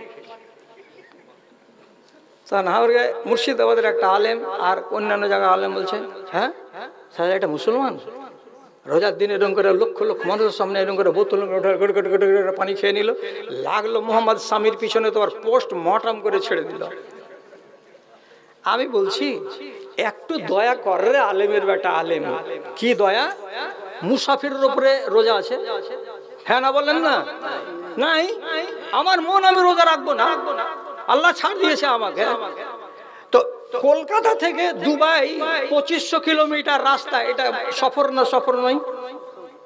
তো সফরের হালাতেও খেলতে নেমেছে, তো এমনি তো ছাড় পাই যে আমি রোজা রাখবো না। আর তার উপরে কোচের উপর থেকে ডাঁট আছে যে তোর গতি হতে হবে 96 কিলোমিটার বেগে, বল মারতে হবে, আর দিয়ে নিউজিল্যান্ডকে উড়াতে হবে।